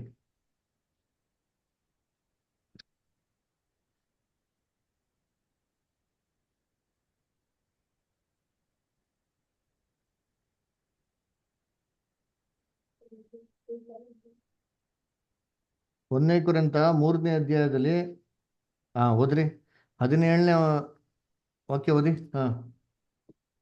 ಯಾವನಾದರೂ ದೇವರ ಆಲಯವನ್ನು ಕೆಡಿಸಿದರೆ ದೇವರು ಅವನನ್ನು ಕೆಡಿಸುವನು. ದೇವ್ರು ಏನ್ ಮಾಡ್ತಾರಂತ ಅವ್ರನ್ನ ಕೆಡಿಸ್ತಾರಂತೆ. ಅದನ್ನೇ ಅಪೋಸ್ಟ್ಲು ಪೌಲ್ಗೆ ಏನ್ ಮಾಡಿತ್ತು ನೋಡ್ತಿದ್ದು. ಅದರ ಅಪೋಸ್ಟ್ಲು ಪೌಲು ಏನ್ರಿ ತುಂಬಾ ಇದ್ರಿ ಹೇಳ್ತಾರೆ, ತುಂಬಾ proud of his religion. Bible ಹೇಳ್ತಾರಲ್ಲ, I am a Benjamin of Benjamin, I am a Israelite of Israelite of the tribe of Benjamin, Pharisee of the Pharisees, learned at the feet of Gamaliel ಅಂತ ಏನ್ ಮಾಡ್ತಾರೆ, ಅಷ್ಟು pride ಆಗಿ ಹೇಳ್ತಾ ಇದ್ರು. ಆದ್ರೆ ಅದೇ ಅಪೋಸ್ಟ್ಲ್ ಪೌಲ್ಗೆ ಹೇಳ್ತಾರೆ, ನೀನ್ ಯಾವ ತರ ಸಭೆನ ಹಾಳು ಮಾಡಿದ್ಯೋ ನಿನ್ನ ಹಾಳು ಮಾಡ್ತೀನಿ ಅಂತ. ಅದಕ್ಕೆ ನೋಡಿ ಅಪೋಸ್ಟ್ಲ್ ಪೌಲು ಎಷ್ಟು ಅನ್ಭವಿಸ್ಬಿಟ್ರು ಗೊತ್ತಾ? ಏನ್ರಿ, ಎಂಥ ದೊಡ್ಡ ಸ್ಟೇಟಸ್ ಅಲ್ಲಿ ಇದ್ದವ್ರನ್ನ ಏನ್ ಮಾಡ್ಬಿಟ್ರು, ಕೆಳಗಡೆ ದೇವ್ರು ತಂದ್ಬಿಟ್ರು. ಅದರ ಎಷ್ಟು ಹೀನವಾಗಿರೋ ಸ್ಥಿತಿಗೆ ತಂದ್ಬಿಟ್ರು ಅಂತಂದ್ರೆ, ಅಪೋಸ್ಟ್ಲ್ ಪೌಲ್ ಬೇಜಾರು ಮಾಡ್ಕೊಳ್ಳಿಲ್ಲ ರೀ. ಅದನ್ನ ತುಂಬಾ ಸಂತೋಷ ಪಡ್ತಾರೆ. ಅಯ್ಯೋ ದೇವ್ರೇ, ನಾನ್ ಮಾಡಿರೋ ತಪ್ಪಿಗೆ ಅಟ್ಲೀಸ್ಟ್ ನಂಗೆ ಇಷ್ಟು ಶಿಕ್ಷೆ ಕೊಟ್ಟಿದ್ಯಲ್ಲ, ನಿನ್ನ ಹತ್ರವಾಗಿ ಇಟ್ಕೊಂಡಿದ್ದೀನಿ ಅಂತ ಅಂದ್ಬಿಟ್ಟು ಅಪೋಸ್ಟ್ಲ್ ಪೌಲ್ ತುಂಬಾ ಖುಷಿ ಪಡ್ತಾರ್ರಿ. ನೋಡಿ ಒಂದು ವಾಕ್ಯ ಹೇಳ್ತಾರಲ್ಲೇ ಇಲ್ಲಿ ಅಪೋಸ್ಟ್ಲ ಕೃತ್ಯಗಳಲ್ಲಿ 9ನೇ ಅಧ್ಯಾಯ ಓದ್ರಲ್ಲ. ಇವಾಗ 9ನೇ ಅಧ್ಯಾಯದಲ್ಲಿ ಹೇಳ್ತಾರೆ ನಿಂತೀನಿ, ಇಲ್ಲಿ 15 ಮತ್ತು 16 ಓದಿ. ಅಪೋಸ್ಟ್ಲ ಕೃತ್ಯಗಳು 9ನೇ ಅಧ್ಯಾಯ 15 ಮತ್ತು 16. ಕರ್ತನು ಅವನಿಗೆ, ನೀನು ಹೋಗು, ಆ ಮನುಷ್ಯನು ಅನ್ಯಜನರಿಗೆ, ಅರಸುಗಳಿಗೆ, ಇಸ್ರಾಯೇಲ್ಯರಿಗೆ ನನ್ನ ಹೆಸರನ್ನು ತಿಳಿಸುವುದಕ್ಕಾಗಿ ನಾನು ಆರಿಸಿಕೊಂಡ ಸಾಧನವಾಗಿದ್ದಾನೆ. ಅವನು ನನ್ನ ಹೆಸರಿನ ನಿಮಿತ್ತ ಎಷ್ಟು ಹಿಂಸೆ ಅನುಭವಿಸಬೇಕೆಂಬುದನ್ನು ನಾನೇ ಅವನಿಗೆ ತೋರಿಸುವೆನು ಎಂದು ಹೇಳಿದನು. ನನ್ನ ಹೆಸರಿನ ನಿಮಿತ್ತ ಎಷ್ಟು ಹಿಂಸೆನೇ ಮಾಡ್ಬೇಕು, ಅನುಭವಿಸ್ಬೇಕು, ತೋರಿಸ್ತೀನಿ ಅಂದ್ರೆ ಏನು, ಇಂಡೈರೆಕ್ಟ್ ಆಗಿ ನಮ್ಮ ಭಾಷೆ ಹೇಳ್ಬೇಕು ಅಂದ್ರೆ, ಬಾ ಏನೆಲ್ಲ ಮಾಡಿದ್ಯಾ ನೀನ್ ಸರಿಯಾಗಿ ನೋಡಿಸ್ತೀನಿ ಬಾ ಅನ್ನಂಗೆ. ಈ ತರ ಹೇಳಿದ್ರೆ ಯಾರು ಬರ್ತಾರ, ಓಡೋಗ್ಬಿಡ್ತಾರೆ ಬುಳುಕ್ ಅಂತ. ನೋಡಿ ಹೆಂಗಾರಂತ ಅಪೋಸ್ಟ್ಲ ಪೌಲು, ಆದ್ರೂ ಕೂಡ ಬಂದವ್ರಂತೀರಿ ಅದರ. ಸೊ ಇಲ್ಲಿ ಏನಪ್ಪ ಆಗಿತ್ತು ಅಂದ್ರೆ, ಆ ಶಿಷ್ಯನ್ಗಳು ಏನಂತಾರೆ, ಒಂದು ಕಾಂಪಿಟೇಷನ್ ಸ್ಪಿರಿಟ್ ಏನಾಗ್ಬಿಡ್ತು, ಬಂದ್ಬಿಡ್ತು ಅಲ್ಲರ. ಸೊ ಅದಕ್ಕೆ ಈ ಕಾಂಪಿಟೇಷನ್ ಸ್ಪಿರಿಟ್ ಏನಕ್ಕೆ ಬಂತು, ಸಿಂಹಾಸನ ಕೂತ್ಕೊಬೇಕು, ಆಳ್ವಿಕೆ ಮಾಡಬೇಕು ಅಂತ ಒಂದು ಚಿಂತೆ ಏನಾಗಿತ್ತು ಬಂತು. ಅದಕ್ಕೆ ಅವ್ರ ಅಮ್ಮ ಕಳಿಸ್ಬಿಟ್ಟು ಏನ್ ಮಾಡ್ತಾರೆ, ಅಮ್ಮ ಒಬ್ಬಡಮ್ಮ ದಯವಿಟ್ಟು left hand right hand seat ಇಟ್ಕೊಂಬಿಡಮ್ಮ ಅಲ್ವರ. ಇವಾಗ ಎಕ್ಸಾಂಪಲ್ ಹೇಳ್ಬೇಕಂದ್ರೆ, ನಾವೆಲ್ಲರ ಬಸ್ಸಲ್ಲಿ ಟ್ರಾವೆಲ್ ಮಾಡ್ಬೇಕಾದ್ರೆ ಏನು ಮಾಡ್ತೀರಿ, ಯಾವ ಸೀಟ್ ಹಿಡಿತೀರಿ, ಮುಖ್ಯವಾಗಿ ಕಿಟಕಿ ಸೀಟು ಅಲ್ವರ. ಇವಾಗ ಬುದ್ಧಿ ಬಿಡಲ್ಲ ಬರ್ತೀನಿ ಅಲ್ವರ. ದೊಡ್ಡವ್ರ ಸರಿ ಕಾರಲ್ಲಿ ಹೋಗ್ಬಿಟ್ರೆ ಫ್ರಂಟ್ ಸೀಟೇ ಬೇಕು ಅಲ್ವರ. ಅವ್ರ ಫ್ರಂಟಲ್ಲೇ ಬೇಕು, ಲೆಫ್ಟಲ್ಲೇ ಬೇಕು, ರೈಟಲ್ಲೇ ಬೇಕು, ಎಕ್ಸೆಟ್ರಾ ಎಕ್ಸೆಟ್ರಾ ಎಲ್ಲ. ಇದೆಲ್ಲರಿಗೂ ಇದ್ದು ವೀಕ್ನೆಸ್, ನೋ ಪ್ರಾಬ್ಲಮ್, ಏನು ಮಾಡೋಕ್ಕಾಗಲ್ಲ. ಮನುಷ್ಯನ ಮೇಲೆ ಏನು ಮಾಡಕತ್ತಾರೆ, ಪವಿತ್ರಾತ್ಮ ಇಲ್ವಲ್ಲ ಆದ್ರೆ ಅಪೋಸ್ಟಲ್ಸ್ ಕೂಡ ಏನ್ ಮಾಡೋರು, ಹಿಂಗೆ ಆಡೋರು. ಪಂಕ್ತಿಯಲ್ಲಿ ಬಂದು ಕೂತ್ಕೊಂಡವ್ರು ನೋಡಿ, ಕ್ರಿಸ್ತನ್ ಕೂತ್ಕೊಂಡ್ರೆ ಅವ್ರ ಮೇಜ್ ಪಕ್ಕದಲ್ಲಿ ಲೆಫ್ಟಲ್ಲಿ ಇವ್ ಕೂತ್ಕೊಬೇಕು, ರೈಟ್ಲಿ ಕೂತ್ಕೊಬೇಕು, ಹಂಗೆ ಕೂತ್ಕೊಬೇಕು. ನನ್ಗೆ ಗೊತ್ತಿಲ್ಲ. ಯೋಹಾನ ಅಂತೇನ್ರಿ ಸೀದಾ ಯೇಸು ಕ್ರಿಸ್ತನ ಎದೆ ಮೇಲೆ ಮಲ್ಕೊಂಡ್ಬಿಡೋದಂತೆ. ಅದ್ರ ಅವಾಗ ಏನಾಯ್ತು, ಏಯ್ ಅವನೇನ್ ಗ್ರೇಟೋ, ನಾನು ಅವನ್ಕಿಂತ ಗ್ರೇಟೋ, ಇವನ್ಕಿಂತ ಗ್ರೇಟೋ ಅಂತ ಏನಾಯ್ತು ಡಿಸ್ಕಷನ್ ಶುರು ಆಯ್ತು. ಇದು ಬ್ಯಾಕ್ ಗ್ರೌಂಡ್ ಅಂತಾಯ್ತಾ. ಏನಕ್ಕೆ ಯೇಸು ಕ್ರಿಸ್ತ ಕಾಲ್ ತಳಕ್ಕೆ ಹೋಗಿದ್ದು, ಬ್ಯಾಕ್ ಗ್ರೌಂಡ್ ಅಲ್ಲಿ ಏನಾಯ್ತು, ಇವೆಲ್ಲ ನಡೀತಾ ಇತ್ತು. ಓಕೆನಾ. ಸರ್ ನಾವೇನ್ ಮಾಡೋಣ, ಇಲ್ಲಿ ನಿಲ್ಸೋಣ. ನೆಕ್ಸ್ಟ್ ವೀಕ್ ಏನ್ ಮಾಡೋಣ, ನಾವು ಕಂಟಿನ್ಯೂ ಮಾಡೋಣ. ಏನಾಯ್ತು ನೆಕ್ಸ್ಟ್, ಯಾಕೆ ಕಾಲ್ ತೊಳೆಯಕ್ಕೆ ಹೋದ್ರು, ಕಾಲ್ ತೊಳೆಯಕ್ಕಿಂತ ಮುಂಚೆ ಏನಾಯ್ತು ಇನ್ನೂ ಸನ್ನಿವೇಶಗಳನ್ನ ಓದೋಣ. ಸೂಪರ್ ಆಗಿ ನಮ್ಮ ಬ್ರದರ್ ಅಸಲ್ ಏನ್ ಮಾಡ್ತಾರೆ, ಬರೀತಾರೆ. ಓಕೆನಾ. ಸೊ ಇಲ್ಲಿ ನಿಲ್ಸ್ಬಿಡೋಣ. ದೇವ್ರ ವಾಕ್ಯಗಳನ್ನ ಆಶೀರ್ವದಿಸ್ಲಿ. ಯಾರಿಗೂ ಏನೇ ಡೌಟ್ಸ್ ಇಲ್ಲ ಅಂತ ಹೇಳ್ಕೊಂತೀನಿ. ಏನೋ ಡೌಟ್ಸ್, ಏನೋ ಪ್ರಶ್ನೆಗಳಿಲ್ಲ. ಗುಡ್. ಓಕೆ, ಸರಿ. ಹಂಗಂದ್ರೆ ನಾವು ಕೊನೆಯದಾಗಿ ಏನ್ ಮಾಡೋಣ,